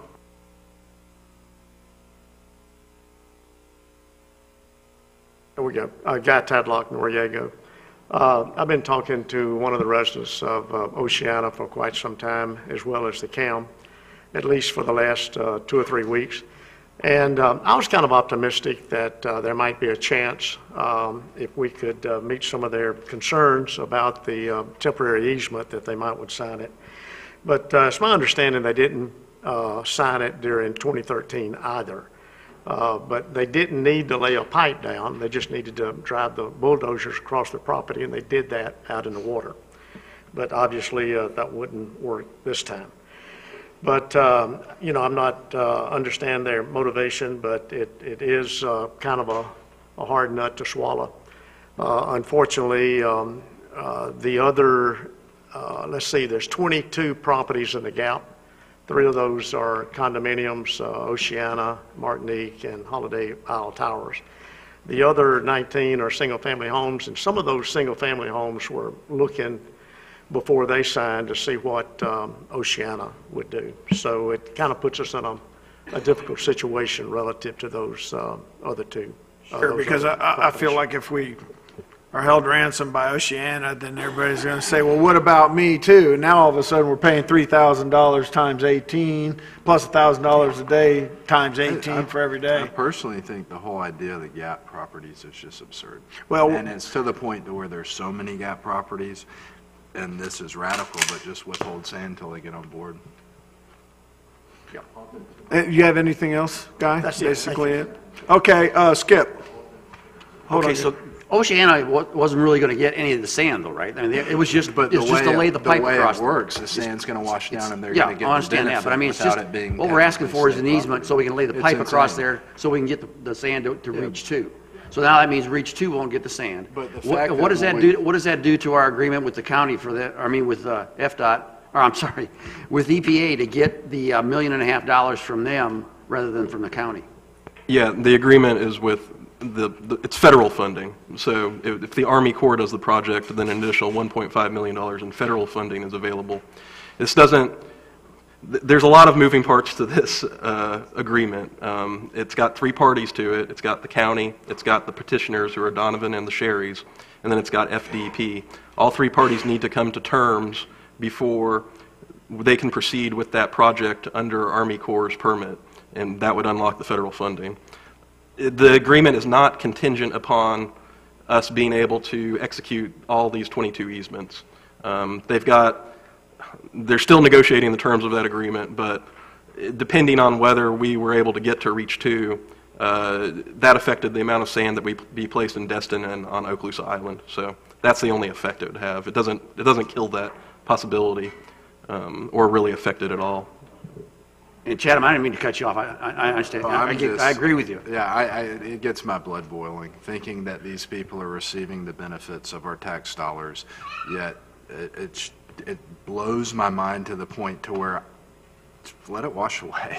Withhold sand until they get on board, or declare customary use and just be done with it. I think you're onto something there. I think we're going to work towards, under the land management, Florida Land Management Plan, they recognize that not only Reach 1 and 2, which we've been mainly talking about, I've had calls from people in Reach 3 that said they they got serious problems all the way there as well. So we're going to try, Kyle's already working on it, we're going to try and come up with a strategy that's going to address these issues that we keep getting stonewalled, and try to put ourselves, we have our own dredging permit, try to put our permit in the position to where we can execute it and be minimally invasive legal actions that can take place against us to prevent us from dredging our harbor or dredging the East Pass and being held hostage by these individual landowners when we're trying to do something that's going to benefit the entire community. I sympathize with the,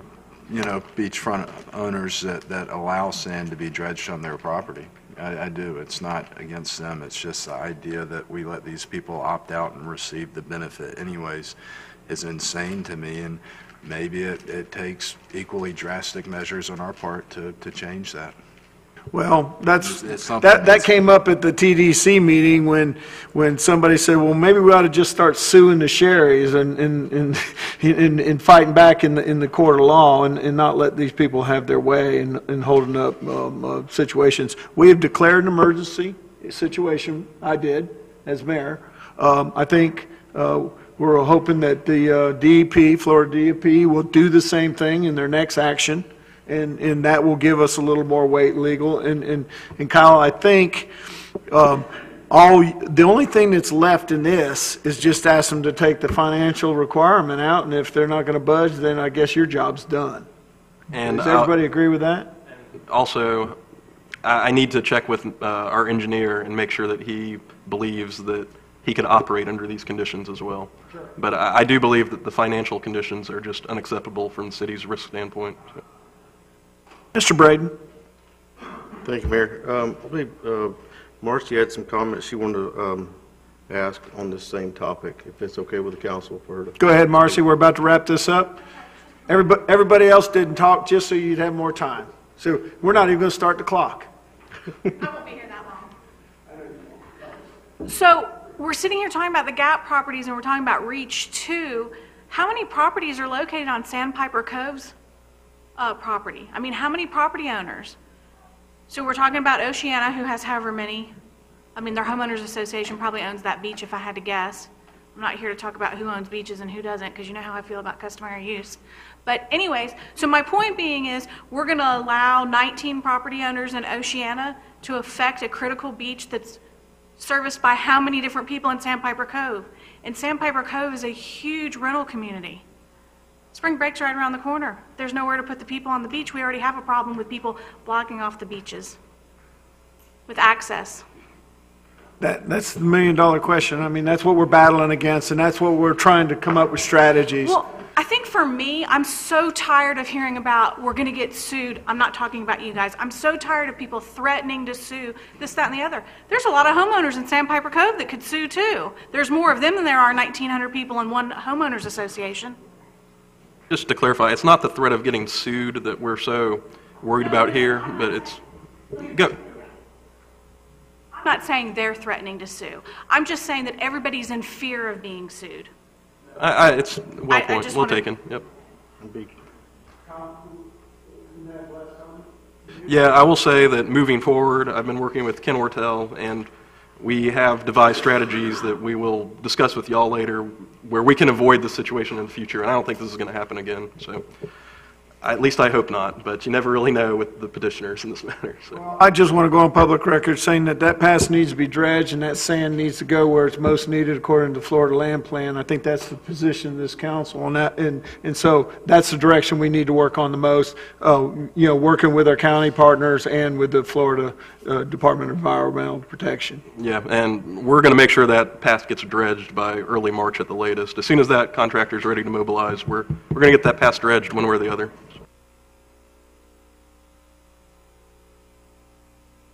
And the downside of if the settlement is not agreed with DEP that the county made, then we're probably going to have to go before the TDC and ask for them to fund the entire project back to where we were, I guess, Mr. Destin, about 4 weeks ago. That's correct. All right. Well, I want to thank everybody, especially y'all's patient. We had that little hiccup there during our early portion of it. I'm going to call this meeting adjourned.